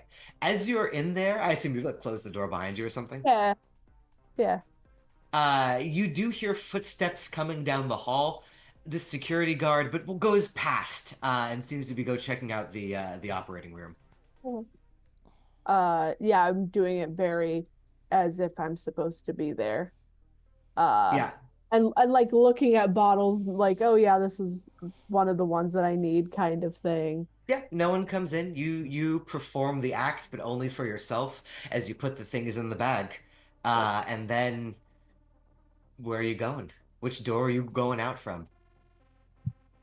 Well, this room only has one door, so I'm gonna go out Oh, sure. that But I mean door, beyond and that. Yeah, yeah, yeah. I probably start heading back towards the front. You hear this security guard is calling something in. Um, he's saying seems to be some kind of glitch in the readout system. The signal wasn't coming through. Should we worry about this? And that's sort of reverberating through the security teams here. Sure. Nonchalantly trying making my way out. Yeah, as you nonchalantly make your way out, the head surgeon will come out of the operating room. The person who Eve saw. He is now bloody handed from the work that he's been doing in there. He will look over at the security person in operation. He'll say, "A computer went off. You know the protocols. We have to treat that as if, and then unless you're hanging around, you're gone."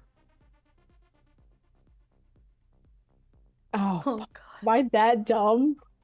Ooh, so curious, but also, Does he have a visible name badge?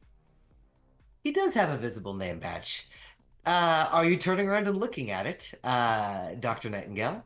guess so. All right. Sounds like you're sticking around at least for a minute, or at least for a second here. Yeah. You're across the room. You're like hand on door when this is happening. I'm dragging you all the way down here. If you want to give me a wisdom notice roll, you can maybe look at his name tag, but that will keep you in the room. You'll hear what he says next. Oh God. Wisdom This notice. has been a perfect mission. Nothing has gone wrong. Fam. I mean, we have to disrupt that somehow, right? Am I wise? No. I do have a notice though, so always a good time. Ooh, 7. Great. So a couple of things are going to happen really quickly here. The first thing he's going to say, activate the lockdown protocol. That's the first thing. The second thing is that the woman behind, so there's a security guard and like a nurse, something behind the desk. A button will be pressed. You will hear the sounds of doors locking throughout the building. And then the people behind the desk, at the very least, are going to pull out and put on gas masks. I think that's where we're going to have to end this session. Fuck. Fucking lore. That was No, a little. That was a little no. my fault. I did ask. No, but that's also correct. Clarity. Did the rest of us get all the way out The rest of the of you building? have gotten out, Okay. at least out of the door. You can hear them walking behind you, so you No, can be on scene if you want to be. No, that's all I wanted to know. Yeah. Is like, are we outside or are we inside as we hear You all are the doors outside of locking the down? lock. Yeah. Great. Paging the old man with our coordinates. Abso-darn-lutely. That's where we'll end the session. Amazing. Well, thank you all so much for being here for this week's episode of Midnight in the Garden of Chrome and Fog. We will continue next week. We're going for a couple more weeks, and then we have to take a few weeks off because work, life, the things. Ooh. Yeah, Good you know. things. I like making money and learning new Classic skills. mid-season break. We don't need a justification. It's to raise the tension of the story. Well, I don't know anything about cliffhangers, so we'll see what happens. Yeah, no. I feel like if Ray were here, he'd be calling you a filthy fucking liar right now. So thank you all so much for being here this week. We're really excited to keep going next week. If you aren't already, join the Discord to keep track of what the schedule is going forward. I'm off for the rest of this week. I will be back next week on Tuesday for Death because some of us in this chat are going to be going to a Vampire the Masquerade LARP starting tomorrow, which, so excite, so nerve. It's going to be fun. I'm excited about it. So, I might post pictures about that later, or not. We'll find out if I'm accessing a camera. I might be too deep in character. We'll see. But thank you all so much for being here, and until we meet again, friends, I hope that your journey back through the mushroom circles is as calm and as peaceful as it is possible to be. And until we meet again, stay safe, stay healthy, and I'll see you all very soon. We're going to raid out to Jenna's online. Tell her I say hi. Good night, everyone.